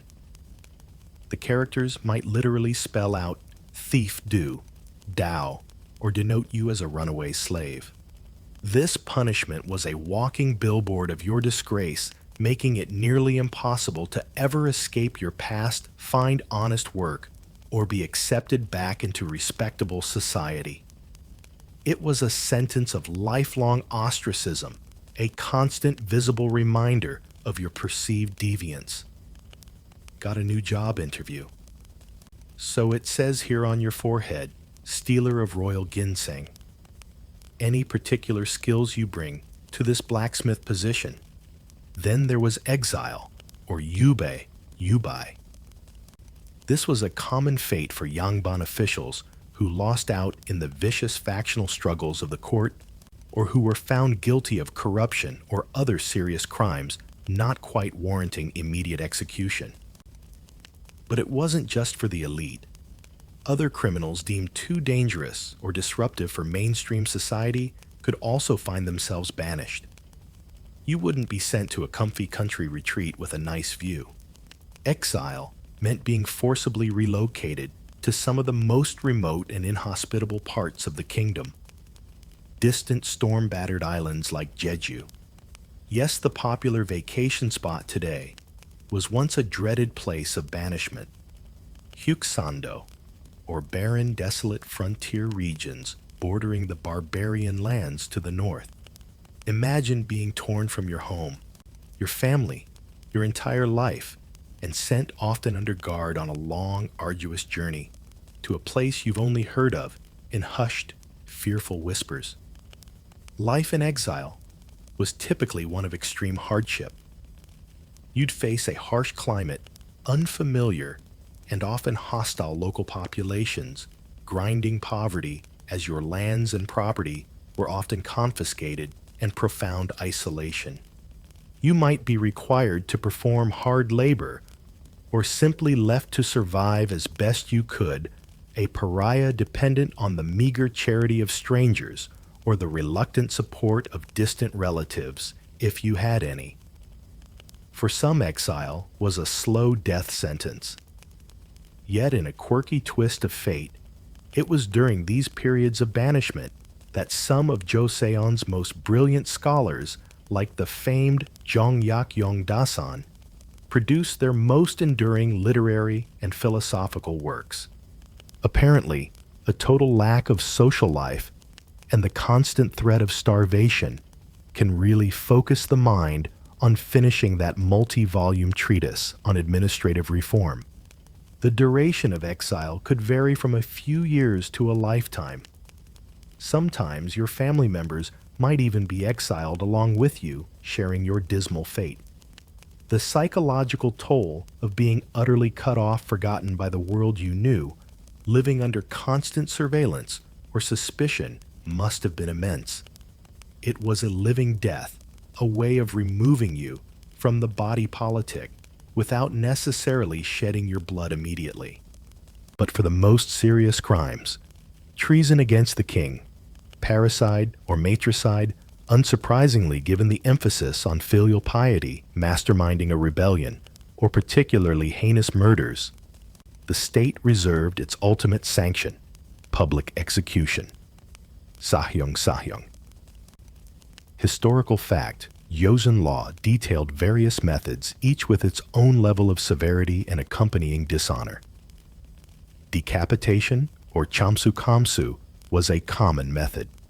After your head was severed, it might be displayed on a pole or at a city gate for days, a gruesome warning to all passers-by. The message was clear. This is the fate of those who defy the king and his laws. For crimes considered exceptionally offensive to the Confucian order, the kind that threatened the very fabric of heaven and earth, there was the terrifying prospect of Nungji Keocham, sometimes known as death by slicing or death by 1,000 cuts. This was the most extreme form of capital punishment designed to inflict maximum suffering and degradation, both on the condemned and as a spectacle of ultimate state power. We don't need to dwell on the graphic details, but suffice it to say, it was a slow, agonizing process intended to be the most horrific end imaginable, often with the dismembered body then displayed. This was reserved for those deemed the absolute worst enemies of the state. Strangulation, or gyosu, was another method sometimes considered a slightly less dishonorable way to die than decapitation, and might be used for certain offenders or circumstances, perhaps allowing the body to remain whole. Regardless of the method, executions were typically public events held at designated execution grounds or in crowded marketplaces. The atmosphere would be heavy with a mixture of dread, morbid fascination, and the chilling silence of a crowd witnessing the ultimate exercise of state power. The sight of the grim-faced executioner, the glint of his blade, or the tautness of the rope, the final words, if any, were permitted of the condemned. These were indelible images meant to sear themselves into the collective memory. It's the ultimate "don't even think about it" campaign. Historians still argue whether the extreme severity and highly public ritualized nature of these ultimate punishments in Joseon society primarily reflected a straightforward governmental desire for retributive justice and the pragmatic deterrence of crime, or if they also functioned as a form of potent political theater, deliberately orchestrated spectacles designed to continually reassert the absolute, divinely sanctioned authority of the monarchy and the Confucian state over the very bodies and lives of its subjects. So if you found yourself on the receiving end of one of these sentences, you weren't just being punished. You were being made an example of. Your tattooed face, your desolate island home, your dismembered corpse, all became tools of statecraft, brutal lessons etched into the social consciousness. It's a long, dark shadow cast by the otherwise poetic ideals of order and harmony. So if you found yourself on the receiving end of one of those truly dreadful sentences, you weren't just being punished. You were being made an example of. Your tattooed face, your desolate island home, your dismembered corpse, all became tools of statecraft, brutal lessons etched into the social consciousness. It's enough to make anyone walk the straight and narrow, or at least try very, very hard. But here's a chilling thought. Even if you managed to avoid the long arm of the law, even if you were a model of Confucian propriety, a perfectly filial child, and an obedient subject, there was another equally formidable and far more unpredictable set of forces that could bring devastation to your doorstep: the relentless wrath of nature itself. Famine and plague were the unwelcome recurring guests in Joseon Korea, and when they arrived, they often brought misery on a scale that dwarfed even the harshest human justice. Imagine you're a Sangmin farmer diligently working your small plot of land. You've paid your taxes, appeased your ancestors, and kept your head down. But then, the crucial spring rains simply don't arrive. The sky remains a hard, indifferent blue day after searing day. Your rice seedlings wither in the cracked earth. Or conversely, the monsoon season arrives with a terrifying vengeance, turning your carefully tended fields into a muddy lake, washing away months of labor in a single furious deluge. Droughts, floods, unseasonal frosts, devastating insect plagues that could devour an entire harvest in days. These were not uncommon occurrences. And in a society so heavily dependent on agriculture, particularly rice monoculture. In many areas, a failed harvest meant one thing: famine or gigan. As food stores dwindled, the price of grain would skyrocket beyond the reach of ordinary people. The gnawing ache of hunger becomes your constant companion. You watch your children grow thin and listless, their cries weakening. Desperation sets in. People would resort to eating anything to survive. Tree bark, roots, grass, even in the direst of circumstances, things that would make your stomach churn to even contemplate. The social fabric begins to fray. Families abandon their homes, becoming wandering ghosts in search of sustenance. Some, in their utter despair, might even make the heartbreaking choice to sell their children, hoping they might find food and survival in the household of someone wealthier, perhaps as a nobi.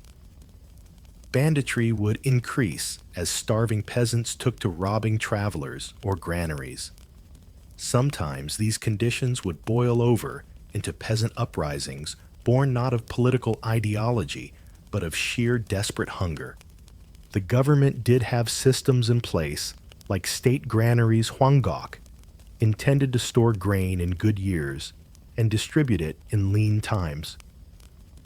But these efforts were often a case of too little, too late, hampered by logistical challenges, corruption among local officials who might hoard or sell the relief grain, or simply the overwhelming scale of the disaster, and often treading closely on the heels of famine, or arriving as its own unwelcome visitor, was plague, yumbyong, or yokbyong. In an era with no understanding of germ theory, where sanitation was rudimentary at best, and populations weakened by malnutrition were ripe for infection, epidemics could sweep through the peninsula with terrifying speed and lethality. Smallpox was a dreaded killer, as were measles, especially deadly for children, cholera, typhoid fever, dysentery, and various devastating forms of influenza. Historical fact: the Joseon dynasty endured numerous catastrophic epidemics throughout its long history. For instance, the Gyeongsin Great Famine of 1670-1671 was followed by and exacerbated by horrific outbreaks of disease, leading to an estimated death toll that some scholars suggest reached up to 1 million people, a staggering percentage of the population at the time. Entire villages could be virtually wiped out. When sickness struck your household, fear was immediate. Medical understanding was limited. Illness might be attributed to a host of perceived causes: an imbalance of the body's qi vital energy, malevolent spirits sent as punishment, the displeasure of ancestors, or unfavorable astrological conjunctions. Your local doctor, if you even had access to one beyond a village herbalist or a mooting shaman, might offer remedies based on ancient texts or folk traditions. Some herbal concoctions might have had genuine, if limited, efficacy for certain ailments. Others were utterly useless or even harmful. Shamanistic rituals, or gut, would be performed with desperate fervor to appease the spirits believed to be causing the illness, with drumming, chanting, and offerings. One rather quirky, though understandable, practice during epidemics was the use of talismans or specific images to ward off disease. People might hang pictures of Cheoyong, a legendary figure whose image was believed to repel smallpox spirits, on their doors, or display paper charms inscribed with characters meant to frighten away malevolent forces. It was a fight against an invisible, terrifying enemy, armed with little more than hope and tradition. The government might attempt some measures, like ordering public sanitation efforts, such as cleaning wells, or disposing of refuse, establishing temporary isolation facilities for the sick, a rudimentary form of quarantine, or distributing officially sanctioned medicines. But these were often overwhelmed by the sheer scale and virulence of the outbreaks. The sight of death carts collecting bodies, the smell of burning clothes and bedding of the deceased, the eerie silence falling over a village where half the inhabitants had perished. These were the grim realities of a major epidemic. What made it all so much worse was the terrible synergy between famine and disease.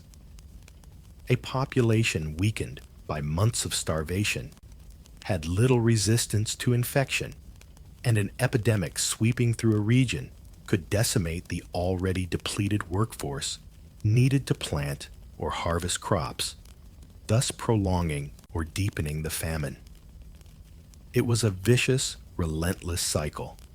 Historians still argue whether the Joseon state's disaster response mechanisms, including its granary system and official medical texts and institutions, represented a fundamentally sound and benevolent approach that was simply and repeatedly overwhelmed by the sheer magnitude of natural calamities and the technological limitations of the age, or if inherent structural issues such as bureaucratic inertia, corruption, and a social system that often prioritized the well-being of the elite critically undermined the effectiveness of relief efforts from their very inception. So even if you were a law-abiding, virtuous soul, you lived under the constant shadow of these unpredictable and often unavoidable natural threats. A drought wasn't just a dry spell. It was a potential death sentence. A fever wasn't just a minor illness. It could be the harbinger of a plague that would decimate your family and community. It adds another layer of profound insecurity to the already challenging existence in medieval Korea. A reminder that sometimes the greatest and most indiscriminate cruelty came not from human hands, but from the seemingly indifferent forces of nature itself. It makes you appreciate your modern plumbing and your access to a grocery store just a little bit more, doesn't it?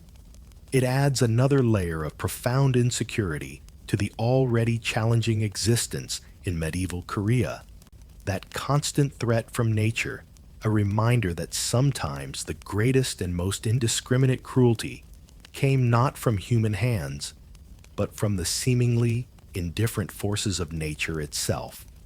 It makes you appreciate your modern plumbing and your access to a grocery store just a little bit more, doesn't it? But while nature's wrath was indifferent, there was another category of human-inflicted suffering that came with very clear and often terrifying intent from beyond Korea's borders. Even if you managed to navigate the intricate social rules, dodge the heavy hand of the law, and survive the years of famine and plague, your life could still be violently upended by war and invasion. For centuries, the Korean peninsula, due to its strategic location, found itself caught between larger, often aggressive neighbors. To the north, across the Yalu and Tumen rivers, lay the vast, challenging territories inhabited by various Joseon tribes. These hardy, semi-nomadic peoples, who would later coalesce into the Manchu state and conquer China to establish the Qing dynasty, were a persistent concern for Joseon. While diplomatic relations and trade existed, the northern frontier was often a place of simmering tension and outright conflict. You living in a northern border town might experience frequent raids, Joseon warriors on horseback sweeping down to plunder villages, steal livestock, and most terrifyingly, take captives to be sold as slaves or held for ransom. Your village might have defensive walls, and beacon fires on mountaintops would flare up as an early warning system. But life was precarious.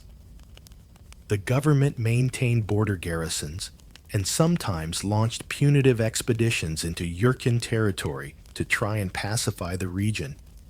But it was a never-ending struggle. This simmering threat boiled over into catastrophic invasions in the early 17th century. In 1627, and then again, with even greater force in 1636, the Manchus, now a powerful rising force, invaded Joseon. These weren't just border raids. They were full-scale wars that brought immense devastation, particularly to the northern provinces. Imagine your king, the symbolic son of heaven, in your own land, being forced to kowtow, to bow his head in submission to a foreign barbarian, Khan, on a humiliating altar at Samgyeondo, south of Seoul. The psychological impact on the proud Confucian scholar officials and the populace was profound. More immediately, for you on the ground, it meant burned villages, looted homes, widespread slaughter, and thousands upon thousands of Koreans, including members of the royal family, being dragged off to Manchuria as captives. Life under Manchu occupation, even if temporary for some regions, or the subsequent burden of paying heavy tribute to the Qing dynasty, added another layer of hardship and humiliation to Joseon life. If the northern frontier was a source of chronic anxiety, the southern and eastern coasts faced their own persistent menace, the Waco, or Japanese pirates. For much of the Joseon period, these marauders, a motley collection of Japanese feudal retainers, fishermen, and outlaws, terrorized coastal communities. They would appear suddenly from the sea, their sleek, fast ships descending upon unsuspecting villages to loot, burn, and carry off people and goods. If you lived in a coastal region, the sight of unfamiliar sails on the horizon would send a jolt of pure terror through your community. The government built coastal fortifications, strengthened the navy, and tried various diplomatic and military measures to suppress the Waco, but their hit-and-run tactics made them an incredibly difficult enemy to eradicate completely. This long-standing tension with forces from across the Eastern Sea culminated in one of the most devastating conflicts in Korean history, the Imjin War. Mainstream historical fact: in 1592, the Japanese shogun Toyotomi Hideyoshi, having recently unified Japan, unleashed a massive invasion force of over 150,000 battle-hardened samurai, armed with firearms arquebuses that gave them an initial technological edge over many Korean defenders. His ambition was nothing less than to conquer Korea and then use it as a staging ground to invade Ming China. The initial onslaught was overwhelming. Japanese forces swept up the peninsula, capturing major cities, including the capital Hanyang Seoul, within weeks. King Seonjo was forced to flee north to the border with China. For you, an ordinary Joseon citizen, the Imjin War was an unmitigated catastrophe. Villages were razed, fields destroyed, and untold numbers of civilians were massacred. The Japanese invaders, frustrated by Korean resistance and supply line issues, often resorted to scorched earth tactics. There were horrific accounts of ears and noses being cut from the dead and sometimes the living to be sent back to Japan as trophies of war. But the Korean people did not simply capitulate. Admiral Yi Sun-sin, with his ingeniously designed turtle ships, joseon, won a series of stunning naval victories that crippled Japanese supply lines and helped turn the tide. Simultaneously, righteous armies, Uibyong, comprised of ordinary peasants, local scholars, and even Buddhist monks, rose up across the country to wage guerrilla warfare against the occupiers. Ming China eventually sent a large army to aid Joseon, and after years of brutal fighting, a second invasion attempt, and Hideyoshi's death, the Japanese forces finally withdrew in 1598, leaving behind a land utterly ravaged. The legacy of these wars was long and bitter. The population was decimated, agriculture was in ruins, leading to famine and disease. Countless cultural treasures, including palaces like Gyeongbokgung and historical records, were destroyed. A poignant and somewhat quirky tidbit from this era is that many highly skilled Korean artisans, particularly potters, were forcibly taken to Japan during the Imjin War. Their expertise significantly influenced the development of famous Japanese pottery styles, like Satsuma and Arita. We're leading some to refer to this aspect of the conflict as the Pottery Wars. Your skill as a craftsman could literally make you a spoil of war. Historians still argue whether Joseon's foreign policy, which was deeply rooted in Confucian ideals and heavily prioritized its tributary relationship with Ming China, seeing it as the center of civilization, while often viewing other neighbors like the Urchins and Japan with a degree of suspicion or even disdain, ultimately contributed to its long-term security through alliance with a major power, or if this Sinocentric worldview made the kingdom less adaptable, less pragmatic in its diplomacy, and more vulnerable to attack when the regional balance of power shifted.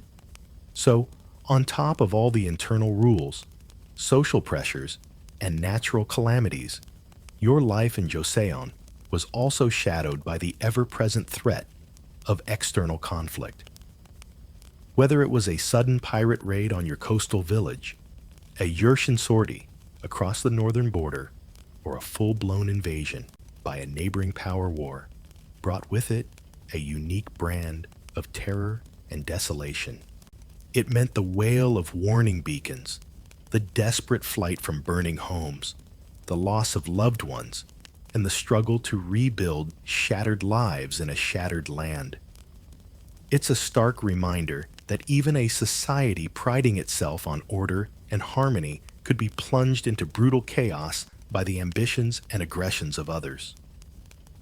Your emergency preparedness kit in Joseon probably included a sturdy pair of running shoes and a good hiding spot. It's a stark reminder, that threat of war, that even a society priding itself on order and harmony could be plunged into brutal chaos by the ambitions and aggressions of others. Your emergency preparedness kit in Joseon probably included a sturdy pair of running shoes and a good hiding spot just in case. But even if you had the fastest shoes and the most ingenious hiding place, even if you managed to evade foreign invaders, outwit local bandits, survive the cyclical famines, and navigate the treacherous currents of the legal system, without a single misstep, there was still one shadow. You couldn't entirely outrun the pervasive, unyielding shadow of the era itself, particularly as it solidified in the heart of the 15th century. Let's imagine for a moment that you do wake up, not in your comfortable bed today, but on a simple mat, on a cold dirt or wooden floor. The gray light of dawn just beginning to seep into Hanyang, the capital city, sometime around the 1450s. This is early Joseon. The dynasty is still relatively young, but it's flexing its muscles, consolidating its power, and meticulously weaving the intricate tapestry of Neo-Confucian ideals into the very fabric of everyday life. Great kings like Sejong, famed for his wisdom and the creation of the Korean alphabet Hangul, have recently reigned or are part of this era's memory, a period often lauded for its cultural advancements. Historical fact. Yet it's precisely during this time that the foundations of that rigid social order we've explored, the strict class divisions, the comprehensive legal codes, like the groundwork for the Yongguk Daejeon, the prescribed roles for men and women, the paramountcy of filial piety, are being cemented, casting a long defining shadow over the centuries to come. This isn't the shadow of a single tyrant or a fleeting crisis. It's the shadow of the system itself. It's the shadow of the state, ever watchful, its authority symbolized by the magistrate's office In every district, the uniformed guards at the city gates, and the distant, awe-inspiring presence of the royal palace. It's the shadow of the Confucian Code, a vast and detailed blueprint for behavior that dictates your duties from the moment you can comprehend language. It's the shadow of the law, with its hierarchy of punishments, from the light sting of the tay for a minor social infraction to the soul-chilling finality of the executioner's sword, always reminding you of the consequences of stepping out of line. And it's the subtle yet powerful shadow of social expectation, the weight of your family's honor, your community's judgment, your preordained place in the grand, unalterable scheme of things. If you are born a Yangban in these 1450s, you wake to the expectation of scholarly pursuit, the immense pressure to pass the guizhou and uphold your lineage's prestige, navigating the treacherous currents of court politics, where one misspoken word or ill-judged alliance could mean ruin. The shadow here is gilded perhaps, but it still dictates your path, confines your choices within the bounds of aristocratic propriety, and demands a constant performance of virtue. If you are a chungin, your specialized skills are in demand, yet the shadow reminds you of your permanent middle station. Your expertise, a tool for the state. Your ambitions forever capped below the highest echelons. If you are a sangmin, the vast peasant majority, you wake to the shadow of endless toil of crushing taxes of the landlord's demands, your life tied to the whims of the seasons and the dictates of officials you rarely see, but whose power you constantly feel. Born a peasant, die a peasant. That's the unyielding reality the shadow whispers at dawn. And if you are a woman, you wake within the inner quarters, the anxious world largely defined by its walls. The shadow here dictates your obedience, your chastity, your domestic duties, limiting your access to the wider world of learning and public life. Your voice often muted your path, determined by your father, then your husband, then your son. If you are a cheonman, an outcast, a butcher, an entertainer, a shaman, the shadow is one of social contempt and legal marginalization, your necessary but polluting work, keeping you on the fringes. And if you are a nobi, you wake to the deepest, darkest part of this shadow, the chilling reality of being walking property. Your body, your labor, your very children, not your own, your existence subject to the absolute will of a master.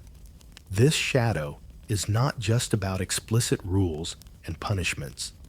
It's in the air, in the way people carry themselves, in the prescribed language of deference, in the very layout of the city designed to reflect hierarchy. One rather quirky but illustrative aspect of this era was the Joseon dynasty's obsession with meticulous record-keeping, most famously in the veritable records of the Joseon dynasty, the Silic. These annals didn't just document major political events and royal pronouncements. They recorded astronomical observations, reports of natural disasters, unusual social occurrences, even rumors, and instances of exemplary filial piety or shocking crimes.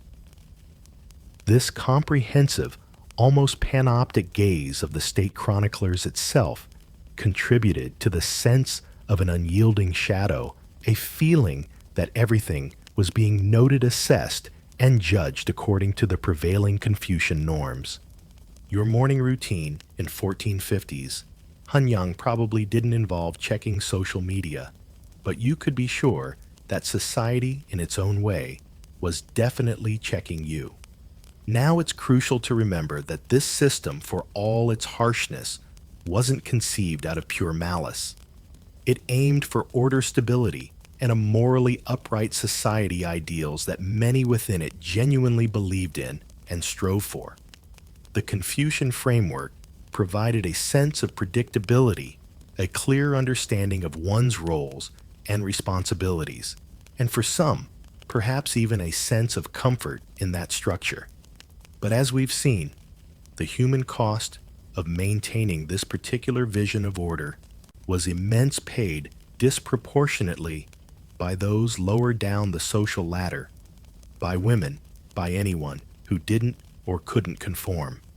Historians still argue whether this mid-15th century period, often seen as a time of great cultural flowering and administrative consolidation under kings like Sejong and Seijo, truly represented a golden age that laid a stable foundation for the dynasty's long survival, or if the very rigidity and hierarchical nature of the systems being entrenched then ultimately sowed the seeds for future stagnation, social inequalities, and an inability to effectively adapt to the profound challenges that would eventually lead to the dynasty's decline centuries later.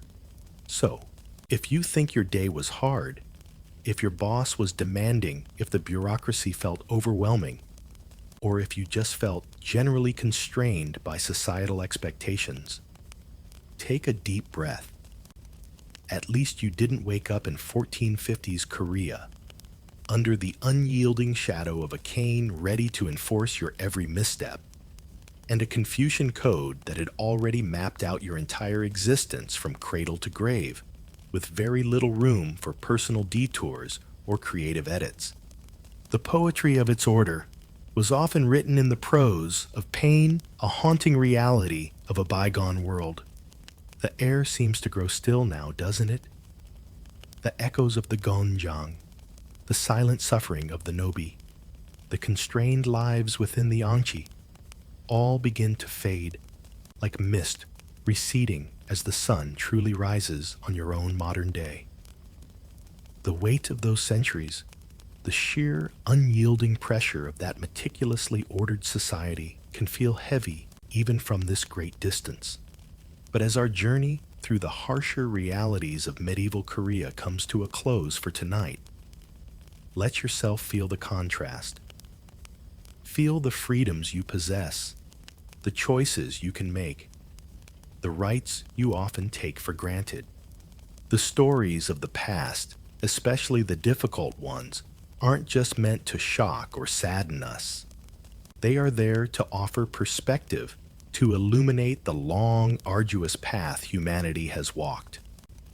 The lives lived under that unyielding shadow were not devoid of courage, of love, of resilience, of small, unrecorded joys and acts of kindness. But the system itself was a formidable challenge, a testament to how societies can, in pursuit of an ideal, create realities of profound hardship. So as you drift off to sleep, let the sounds of your own world, the hum of your fan, the distant city noises, or the quiet peace of your room be a gentle reassurance. The struggles of 15th century joseon are a distant shore. You are here now in a world that, for all its own complexities and challenges, offers a vastly different landscape of possibility. May your dreams be light untouched by the shadows we've explored, and may you awaken to a day where your choices are your own and your path is yours to forge. Sweet dreams, sweet dreams.